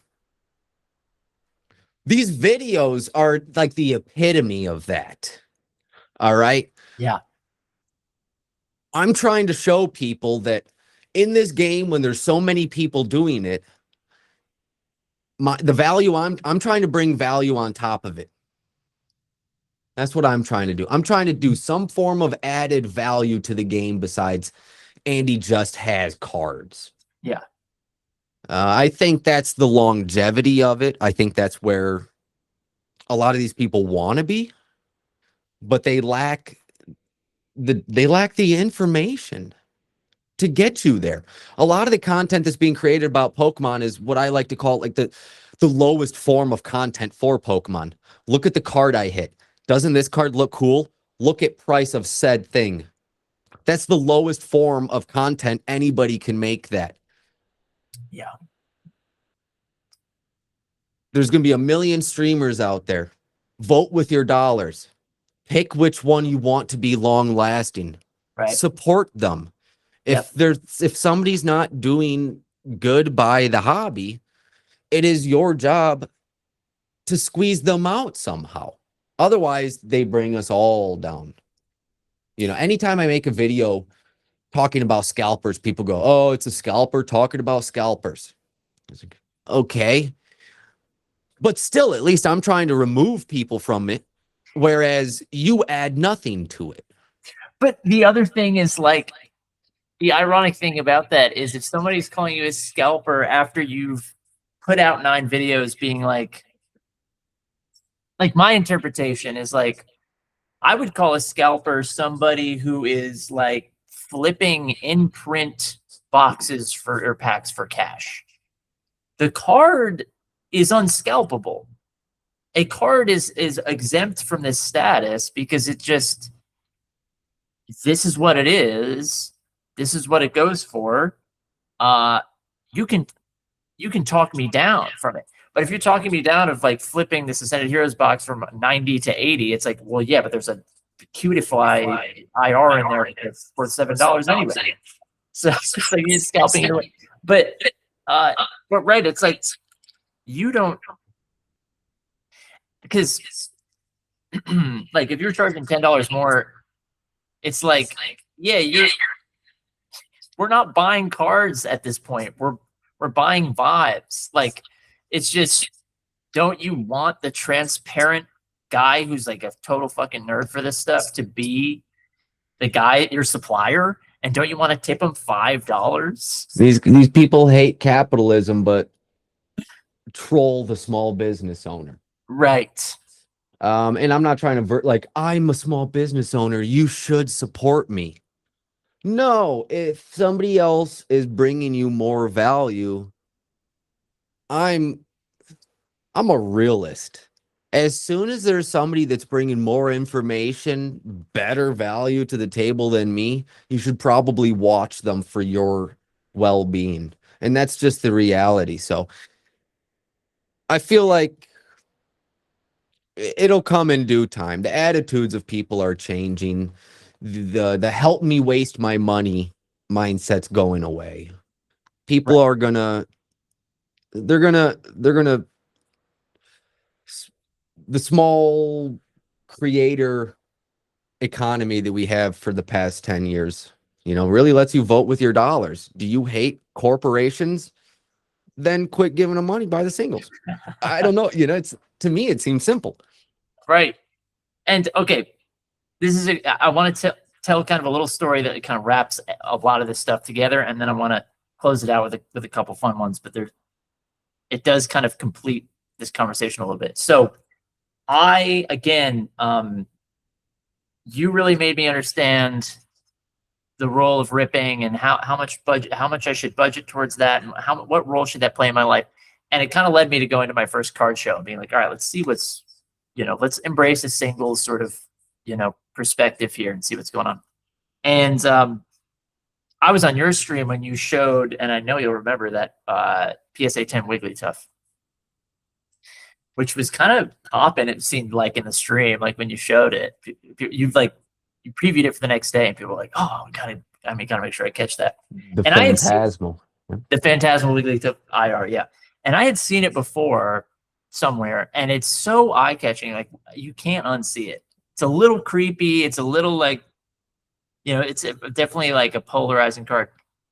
But I was at this card shop, card show, and the dude had a PSA 10 Wiggly, and I was like, and just the fun and the clean the clean experience of being like, oh my God, it's not this fiendish, you know, can I find a cool card in a pack somewhere? And it's just like, there it is. Here's how much it costs. There's a guy in front of you that can talk about it. That's sweet as hell or whatever, and is willing to come down or do this or that. And then all of a sudden, I'm like going through my binder. I'm like, I don't give a fuck about this. I'm like trading everything. It clarified everything. It was fun. I was meeting people. If you can't have fun without the dopamine, you got more issues. Right, exactly. It's like, and I ended up buying that slab. Or it's funny, I traded a gold side guard basically for it. And then what was funny is after more running around, it was just funny. I had a Ascended Heroes bundle that I brought with me, and I was like, fuck this thing. Traded it for $70 cash, used that to buy some other stuff. And it was just, I was like, one card show was like this. It's singles, it's slabs, it's people, it's discovery, it clicked. What's important. You saw it in action. Yeah. You saw the difference between ripping that Ascended Heroes box and turning it into something. Yeah, for sure. Like a surefire thing, a surefire win. And so the funny, I brought all sorts of stuff with me because I knew I wanted to, have some trading options. I had some like vintage bulk. Met a guy there, traded him a whole bunch of bulk, and he was like, I don't have a lot of cash right now, but I'll trade for this. And he had another PSA 10 Wiggly, so I bought it. I traded for it, and it's just like this kind of. And then I went to another guy I was talking to, and he was like, "How's your show going?" And I was like, "Good." And he was just dying laughing, and I'm like, "This is the wholesome thing that still has all of the edge or whatever, all the poison still in it, where it's like it's still valuable, it's still a game, it's still a chase." But it's also just funny and silly and fun and whatever you want it to be, But yeah, but I just want to touch on. I mean, I aside from that, just being kind of a thesis for everything we're talking about and how your information has kind of led me there, and I think it's going to lead a lot of people to a similar place, which I think is good for everyone. Thank you. Yeah, which was why I'm glad to have you on, because I do think I'm early to you. I do. Slabs, like I looked at slabs as like, oh, I'm not touching that. Like that's not me. As soon as I got a slab, I was like, I get it. Like, just feels right. Feels something you can be proud of. Something you're just like, okay. And also a 10, you're just like, this is the card. This is the one. I think it kind of is an inevitability with trading cards. If there's 5 of us sitting at a table and we all have the same exact Charizard, you could say whatever you want about me for this, but I'm the guy who's going to take your Charizards, line them up next to mine and go, I think mine's better. Yeah. I could just tell that, like, I don't know, man. It looks like mine's centered a little bit better than yours. It looks like you got like a white spot on your corner.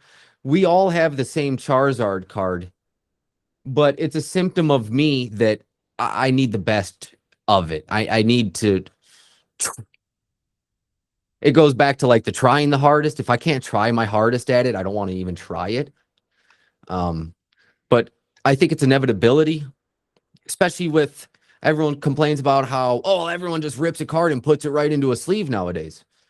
It's like, yeah, you're probably arguing in favor of grading. If anything, sounds like you want to make grading standards even more strict. You know?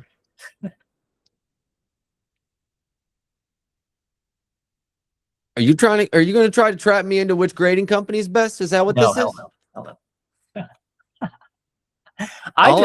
Everyone else can argue. I've had that one a bajillion times. There's sort of a, yeah, go ahead. I sell PSA slabs, but my entire personal collection is PSA. So I'm either a shill or I put my money where my mouth is. Right. Well, the thing with that, again, you've given me so many little reorientations with this through your videos and whatnot, but like one of the biggest ones was slabs, and we talked about it a little bit on stream, where it's just like when you first learn about slabs, you're like, oh, this is like a sort of cash grabby thing where it's like, oh, if you're only in this for the money, you're only looking at what potential grade is this and what does that get me, right? But Yes. you're kind of like, well, isn't it kind of just sick though? Isn't it just got a goal and it protects it? It kind of locks it in the state it's in. And again, they need to start talking about the fact that these are like Legos. To me, this was like, oh my God, and you can put them around your house. Like I'm going to put these on my mixing desk, one for left and right. I am a slab diehard through and through. I like that they're protected. I like holding them. I like that I know that I have a 10. Yes. There's 1,000 copies of this card that exist, but there's only 6 10s or something. I like that. I want to have the rarest version. Yeah. It's just me. When I buy shoes, I'm trying to buy the coolest shoes. When they're protective.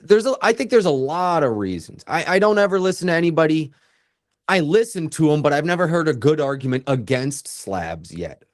Besides for we're lining the pockets of a company that probably doesn't give a crap about us. That's always a negative, but that's everywhere. Right. It's you go to the grocery store, try to get yourself a ice cream cone. You're funding the starvation of some children in Ghana by accident. Right. It just, if you think that way, you'll never do anything ever. Mm-hmm.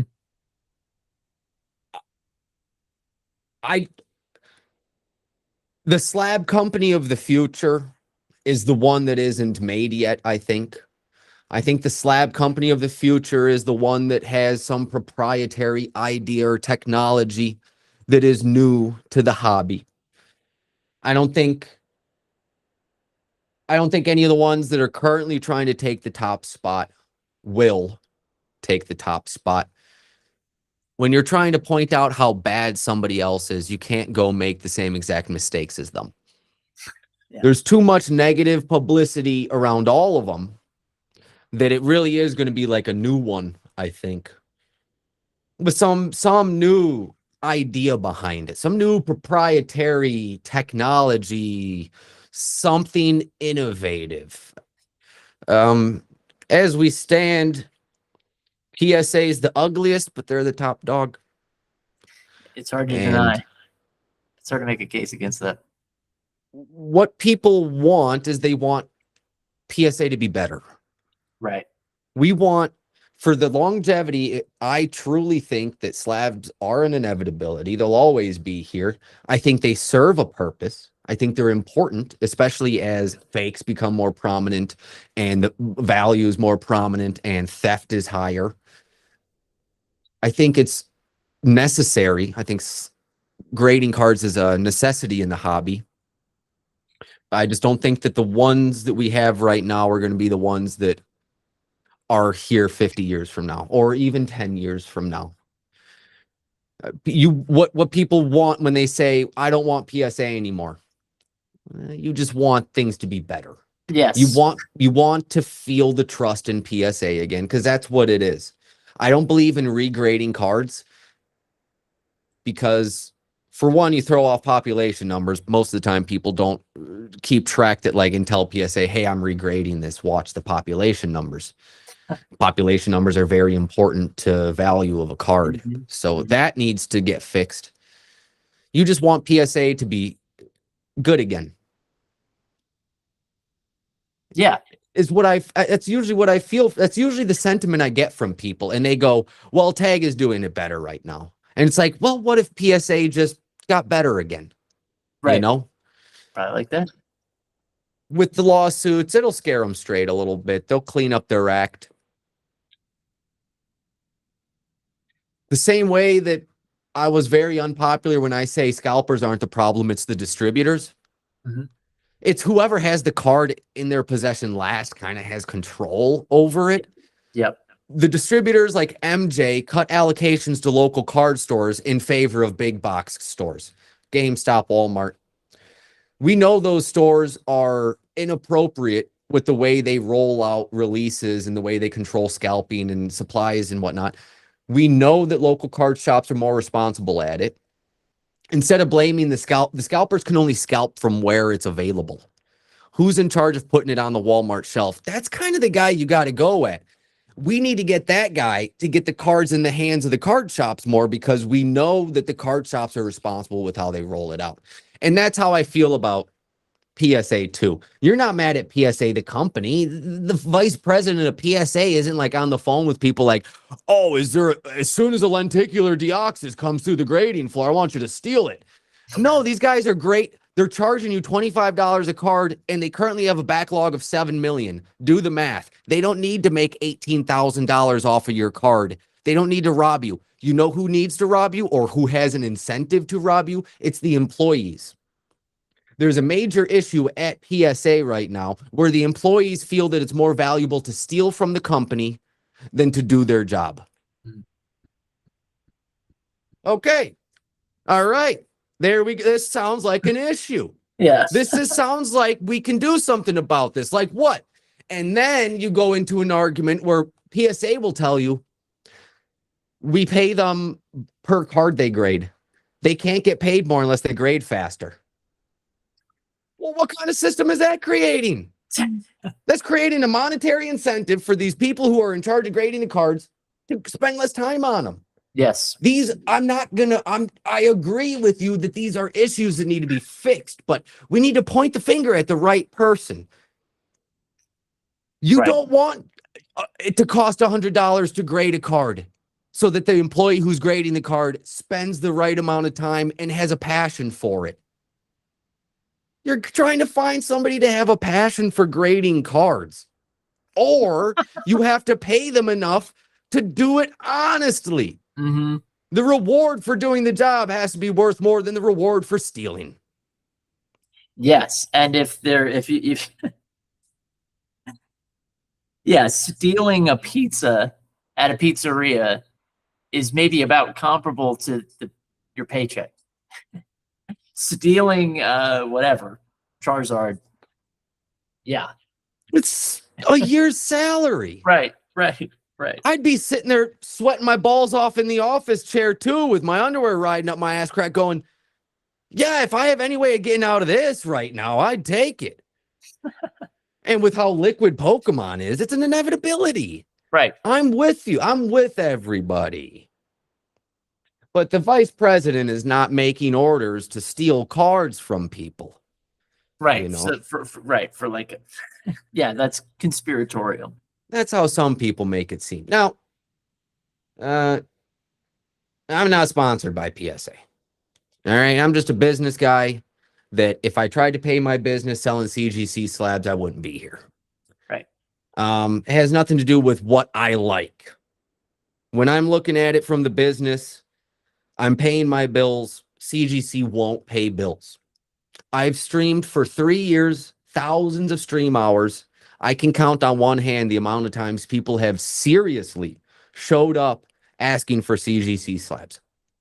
Right. Because most of the time, the person that's looking for CGC, as soon as you go, well, I got these in PSAs, they change their tune right away. They go, oh, that's better. Oh, yeah, screw the PSA. Right. They're looking for price. And I've had 0 people show up asking for a tag slab. 0, ever. Right. Ever. That's simple, right? And I'm not a genius, and I'm not Nostradamus. I've just streamed for 4,000 hours. Right. Man, love all that. I think all this stuff is important for people. Remember, one last thing about slabs. Yeah. Slabs are just singles in a fancy little outfit. Yep. Okay. If the slab market crashes, if the market decides that we no longer like graded cards of any sort, I'll just crack all my slabs, and I know that I still have 10 versions of that single. For sure. Right. Like it's, hey, this is It's like a objective. fallback. It's like a double safe measure to me. It's a fail safe. I agree. It's a 2-factor authentication. And then again, yeah. And then worst case scenario, it's like, well, I can drop it. That's fine. Yeah, I had a little side tangent, but I had a Charizard slab that got cracked in the mail on its way here. Yes. And did you see that one? The corner had like a chunk taken out of it. Mhm. Now, there's a lot of people say, oh, you could, finagle open a slab and slip a different card in there. You'd have to be absolutely blind to not see the person who did that. But nobody would touch that Charizard with a 10-foot pole with the corner cracked. Yes. Even though on camera, I'm sitting there prying at the corner, showing people that no, it didn't go past the hermetical seal or whatever they want to call that. Yeah.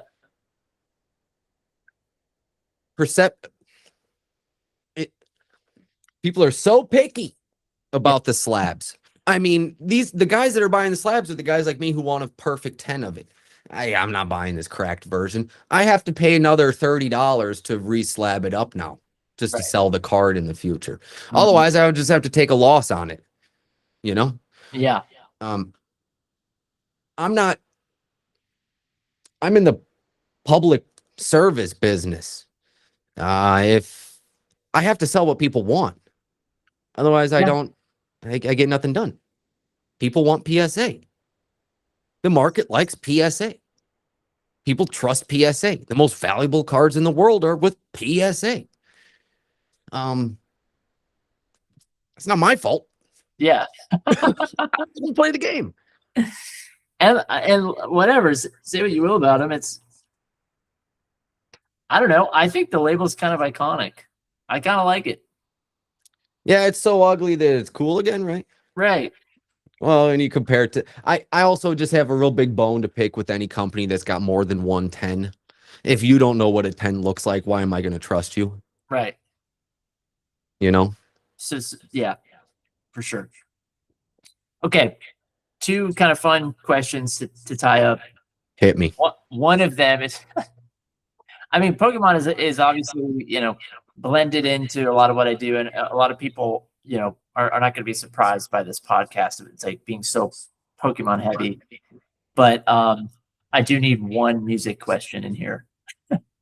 So, because it seems to me like you correct me if I'm wrong. It seems to me like you're a big music fan from what you play on stream. And you were talking about, you were kind of big into like car stereos and things. Yeah. What's some of your favorite music? Drum and bass. I think drum and bass, old school Jamaican dance hall, Yeah. like reggaeton. And I'm really starting to like Mexican corridos and baile music. I listen to a lot of wild stuff. I've always just been like, I either like a song or I don't. I've never been a guy that'll listen through a whole album because I really am here for this one song that I like. It either trips the trigger in my brain or it doesn't. Yeah.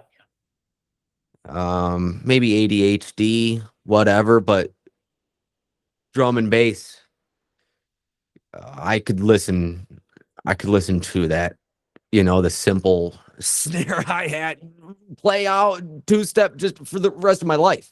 Yeah. You could that could be my theme music. I'd love it. Dude, drum and bass, one of my all-time favorite genres. I bought this triple disc CD from FYE when I was a pizza delivery boy. And nothing remarkable, but unremarkable DMB is fucking great. Like, just the genre, the concept is great. And kind of ties into Pokemon a little bit, I guess. But like, I played the shit out of that. And, this year I went on to Discogs and I bought like a shitty copy of that. I was like, what was that called? And I had to find it. And it's like the physical media thing and just owning something. But again, just wanting to own a feeling. That's what's so cool about music. Yes. I've always been a big audio guy. Loudspeakers. I can't hear worth a shit because I had this 99 Chevy Blazer that had no business being this loud, spent a ton of money in it. And while other people like doing something as a hobby, I've always enjoyed doing nothing. So to me, a good weekend with my friends back in high school was roll up a doobski, bump the tunes in the Blazer, and just drive. Ah, sounds awesome. So that I've always been, that's been my relaxation. I think part of it is the ADHD, the thoughts never stop. That I put on the Beats headphones, I turn them up as loud as I can, and then the music is all consuming. That's all I hear. Oh, yeah. Growing up, I think the first time I ever heard any form of like real electronic music, of course, you hear like Cascade. Every time you touch, I get, that some people count that. I didn't count that. I had my buddy show me. We got out of school. He goes, "You ever heard of dubstep?" And I go, "No." He goes, "Well, come here." And we put on the computer speakers, Excision Shambhala 2008. And I remember just sitting there going, like, I was like, this isn't music. And he Right. goes, keep listening. And it blew. That was one of those flips. That was one of those switch flips where it was like, oh my gosh, this trips all the triggers in my brain that I want it to. Way more than any.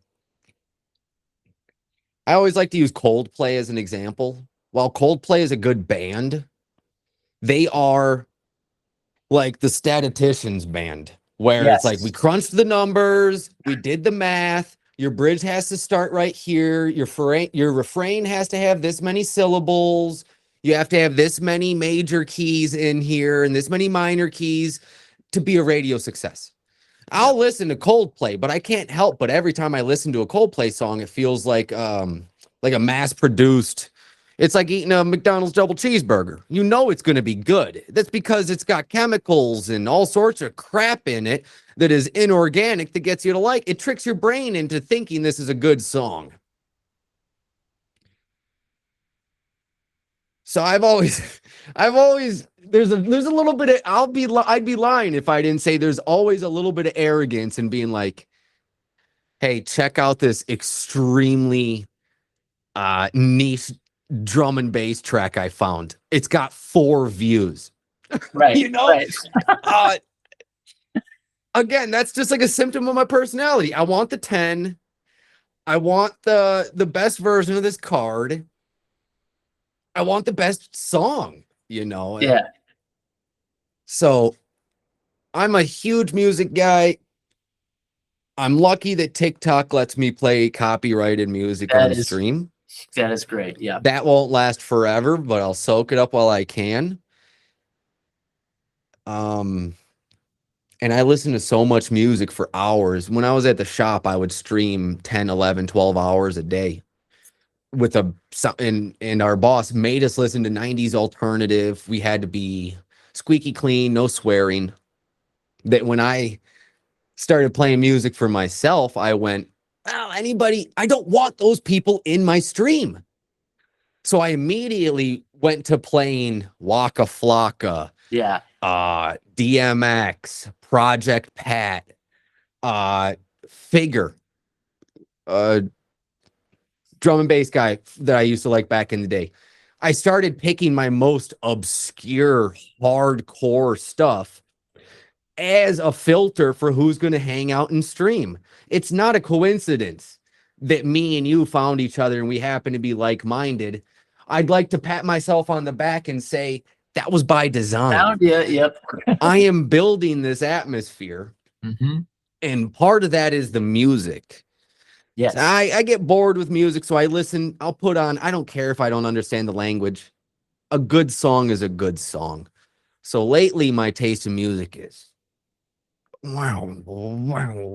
back and forth and back and forth, and I can't stand the really faint girl voice. I can't stand that.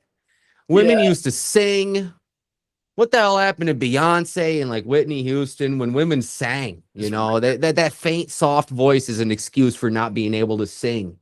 We just auto tune the hell out of I it. feel that. I'm not a Phoebe Bridgers fan, for example. Yeah, so I can't necessarily point to one person, one album, one genre. I'm such a mix. I've always been a mix of everything. I get the sense that that's a Wisconsinian trait. In this little armpit known as Racine, I actually, yeah, I could agree with you. As soon as you get out of the Kenosha, Racine, Milwaukee area, which is like the bottom southeast corner of Wisconsin, it turns into what you think Wisconsin is. You know, farms and hicks and trucks and country music and all that. But the area I grew up in is very diverse, fairly heavily populated, and getting even more populated. And I was just a product of my environment. As I was growing up, the most popular people were the rappers. The most popular music was rap. If you didn't listen to rap, you were kind of excluded. You didn't fit in because that's what was popular. Racine wasn't necessarily like a really street hood town, but we're not extremely affluent either.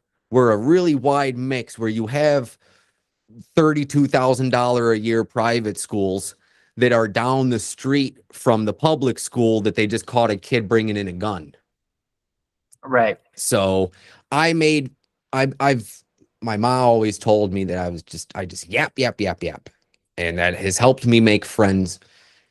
And I've got friends that listen to country. And when I'm hanging out with them, I'm, you know, boot scoot boogieing with them. But then in the same breath, I've got a whole nother group of friends that is all rap and into that.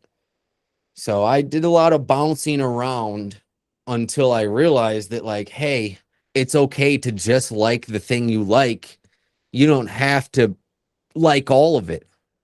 It's okay to grab one song off this album and like it. It's okay to like shit. It's even okay to like just the last half of this song if that's what you're into. Right, for sure. Do you know the band Citizen King? Remember the band Yeah. Citizen King? They're from Milwaukee. Yeah. And they always gave me a sense. I love them. I love their old stuff too. Like I like their lot less popular stuff, but they always give me a sense of like, oh, they gave me a mythical concept of Wisconsin's music scene. You know, being like, oh, it's so fusiony and it's so human and kind of pedestrian, but like it hits, you know. It's a blend. Mm-hmm. I'll say that Racine, when I was growing up, I always thought of Racine as just being like just a small town that's not going to have any name recognition. But as time has gone on, Racine's starting to be on the map for multiple different things. And you're going to see some stuff come out of Racine. People, artists, bands. And it's going to be weird. We are weird. We are very 5 minutes south is the border of the county border between Racine and Kenosha. Oh. I drive 5 minutes south. We used to go drink down there. You can smell the people are not from around. They can smell us. They can, by the way we walk, they knew we weren't from Kenosha, you know? So it's very, how well traveled are Racinians? Well, not very. We argue with the Kenosha people, and, you know, that's a walk across the block. So right.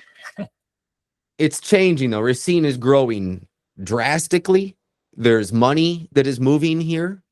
There is music, art that is moving here. There is skills that are moving here. And there's also massive data centers, huge corporations that understand that the mega continent in the future that is South, Central, and North America, that the Great Lakes is going to be your Midwest of the whole mega continent. The largest access to fresh water. It's no coincidence that all the data center companies want to come here. So good or bad reasons, Racine is up. And it's, yeah, I always get a kick whenever somebody's like, I know Racine. I'm like, or I know, even we'll even take a little credit from Milwaukee. Like, I'll claim the Citizen. I'll claim Citizen Kane. Thank you. Yeah. Thank you. I'll take it. We don't got much else to go off of, so I'll take it. Yeah. I mean, I have not played Milwaukee, but I played Madison, and I'm dying to play Milwaukee. That will hopefully happen next year. I hope it does. Yeah, it'll be good. We'll be live streaming ripping packs on stage. I guess. Last question. I know it's a tough question. One, if maybe your favorite card in your PC, but if you don't know your top card, what's one of your favorite cards in your PC? Personal collection, for those who don't know what that stands for. My personal collection is very small because I've just started adding to it again. Times was tough there. I had to sell a lot of stuff. I managed to keep my 2 favorite cards ever, and that's all I care about. Okay. I've got Mewtwo V-Star from Crown Zenith in 10. Sick. And I've got a Giratina alt art. Wow. Now, the Giratina was something that I got paid in when I left the shop. Mm-hmm. And I hold on to that as kind of like a memento of I look, I know what I bought, what I got it for, and I know what it's worth now. And I kind of use it as a comparison for myself. This is what my value was when I left them, and this is what I see my value is now. And it's kind of like a physical representation of like the effort that I'm putting in, and I see it right there in that one card that was the last thing I got when I left that shop. I love that art. That was when I first got back. That was like the big alt art. Lost Origin was just coming out, and it was the card I'll never get, It also just so happens that Shinji Kanda, the artist, just has an art style that I really like. I know I'm basic. Everyone likes Shinji Kanda. Mewtwo V-Star, I think, was a canary, or it was like a warning shot that Pokemon's going to be so detailed. Pokemon's going to pack so much into a card that it'll take you minutes to look at it to see everything. You can use a magnifying glass on Mewtwo V-Star and see Dittos that are upside down getting blasted because of the impact crater of the Charizard and Mewtwo fighting. I'm looking at it right now. There's so much detail. There's an upside down Tangrowth in the background. That card to me, there's so much detail, so much art packed into such a small space that one does it for me. It is like, I think it's the perfect Pokemon card. I think it's the best Pokemon card ever made. Awesome. I say that every time. Mewtwo GG45 from Crown Zenith is the best Pokemon card that's ever been made. I love it. Everything before it was leading up to that. Everything after it's a bad copy. A reaction. Yeah. I love it. But if you want to see some things I've been picking up recently, sure. I really like this Claydol from Perfect Order, right? Yeah, Chaos Risings. Yep.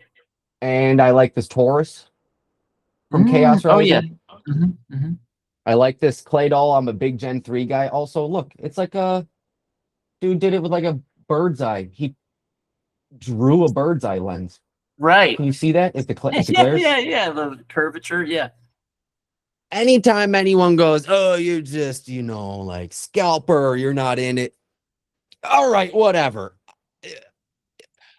I'm stacking as many copies of this Claydol card as I can just because I simply like it. Fuck you. How much further do I need? What do I need to do? Do I need Pikachu tatted on my ass cheek? Right. What's it going to take? And also, at the end of the day, I don't care if you don't think I'm a real fan or not. I don't care. I am a lunatic. This is Pokemon at the end of the day. It is a pretty crazy thought that I'm going to make a living selling Pokemon cards. People look at me crazy. My own family still looks at me crazy. But I realized I love Pokemon. I'm 28 years old. I'm running out of time. Better figure something out. The love for Pokemon was never going to disappear. Made it into a job. Done deal. Yeah. Just like a half a key turn off is where you end up here, where you're just all in on Pokemon. It's like, all right, I'll just try to see if I can make this work for me. It's just being just nuts. I'm just nuts. I'm just nuts enough to think that I can do it. Yes. You know? Yes. I think there's a lot of, I pride anybody that puts themselves out there in an attempt to make something, no matter what it is. Just think it's valiant. I think it's something that's, you know, I get along well with, you know, makers. Yes. You know, and yeah, I'm not making Pokemon cards. Okay. The argument for how much value I bring can be debated, Right. but I know that I'm doing the best I can, you know. For sure, dude. I mean, it's again, it's like we've been saying that you know, nobody made the cards, but the company, Pokemon Company, and it's just like, Do I need to have the back wall lined with boxes of bulk for you guys to think I like Pokemon? right. I mean, what's it going to take? Mm-hmm. You know, I guess 3 years of streaming 40 hours a week wasn't enough to prove to people that, like, I'm trying to take this seriously. So I really think your video series is a replacement for something like a sealed wall. Like, it's like, here's why I don't have a sealed wall. Here's why. Now you have onboarding for when you go to my stream, you're going to be disarmed, you're going to be ready. And whereas, like you were saying, you know, you scroll on TikTok and it's a wall of ETBs and they're auctioning off, you know, and it's like, well, all you need to know is there's 50 ETBs there. I also never really was a fan of the guys that will sit there in front of a warehouse full of product and make a video telling you, like, oh, just, you know, keep doing this. It seems so preachy and braggadocious. I hate streams that just use click. Like, you'll go into a guy's stream and you'll see the same ETB on the back wall every single stream. What are you doing with it? If it's not for sale, get it the hell out of here. What are you doing? You're showing it off? I can express everything I like and know about Pokemon without needing a wall of sealed cases behind me to prove it to you. Right. I don't need to dangle my Giratina 10 from my neck every time I make a video for you to decide that, hey, maybe this guy takes Pokemon seriously.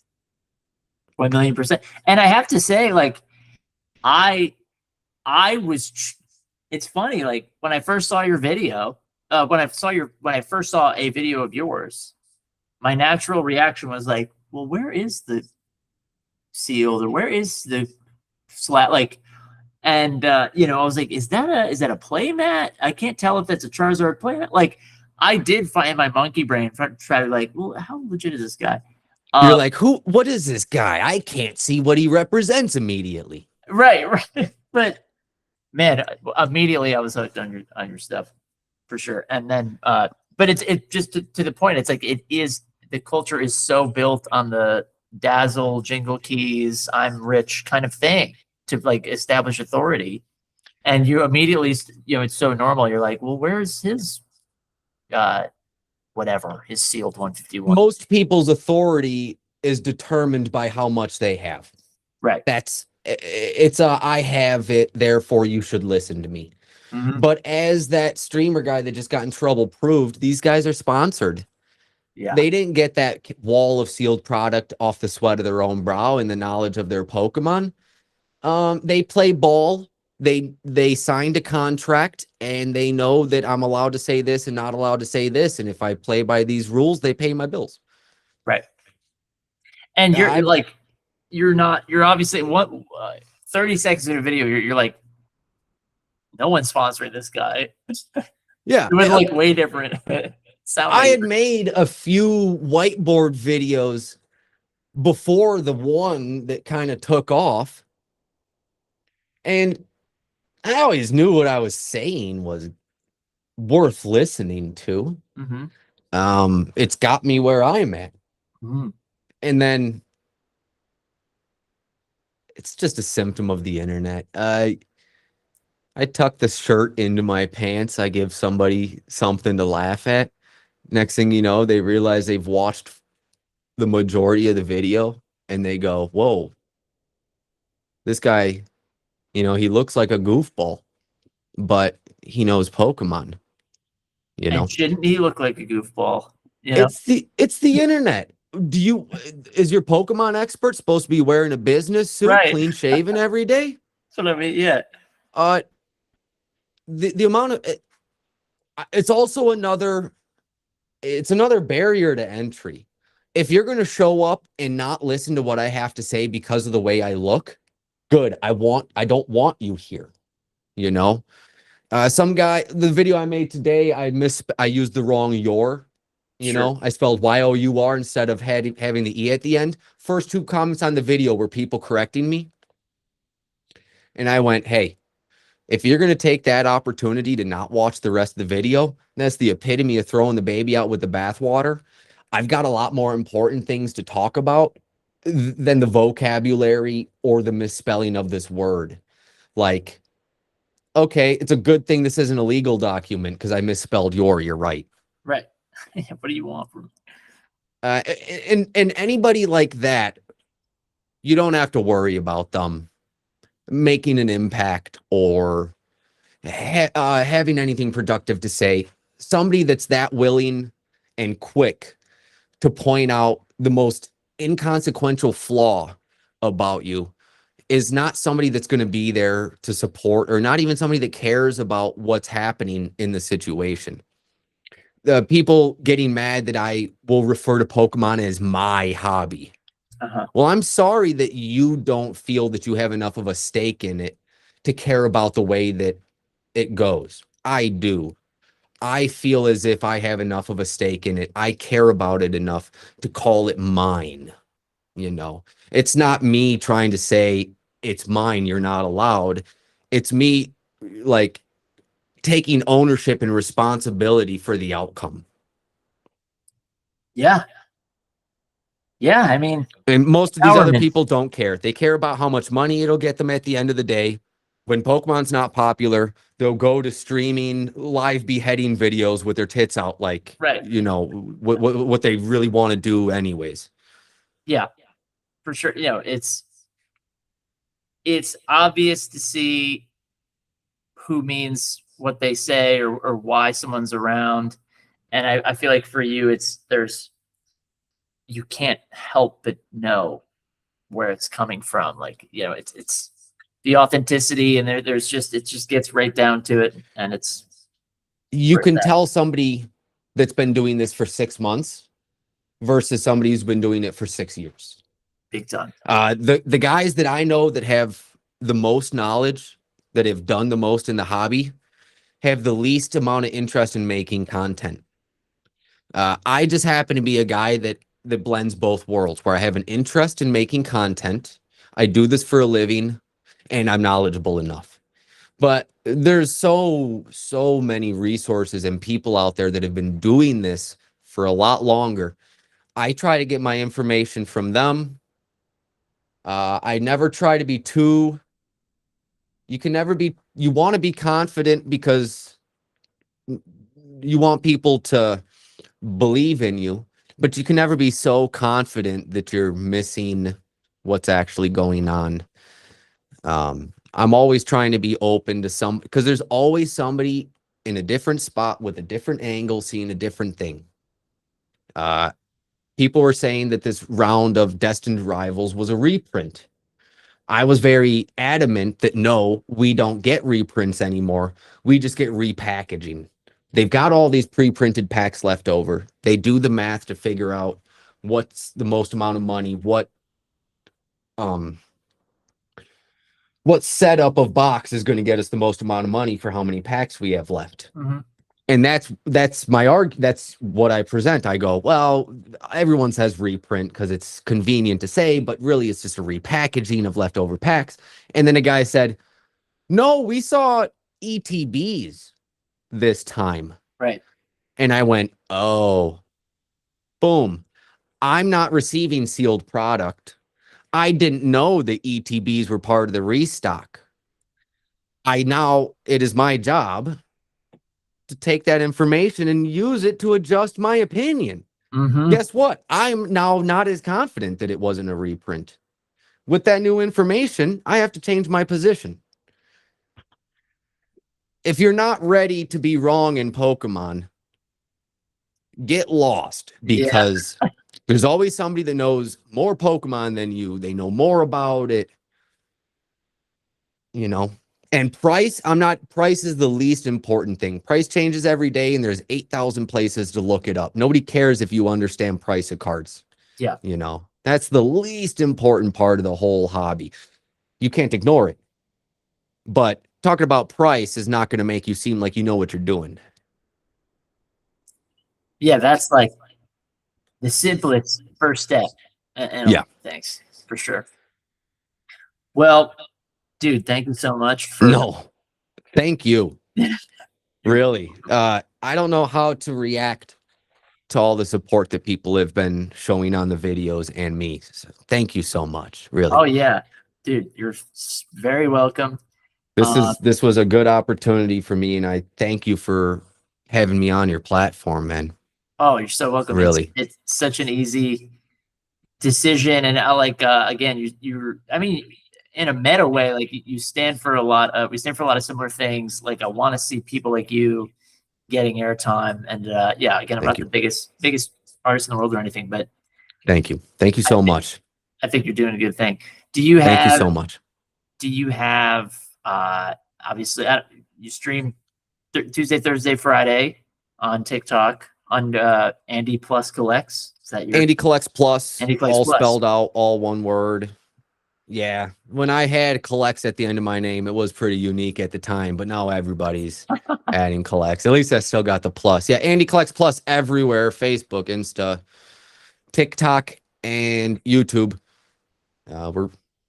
Views are growing. Thank you so much. That's all. That's it. I am all in on this Pokemon thing. If you don't catch me live, I'm probably scrolling my phone looking at cards. That's all I got to shout out, because that's all I'm doing right now. Perfect. Yeah, if anyone wants to buy their first slab, buy it from Andy.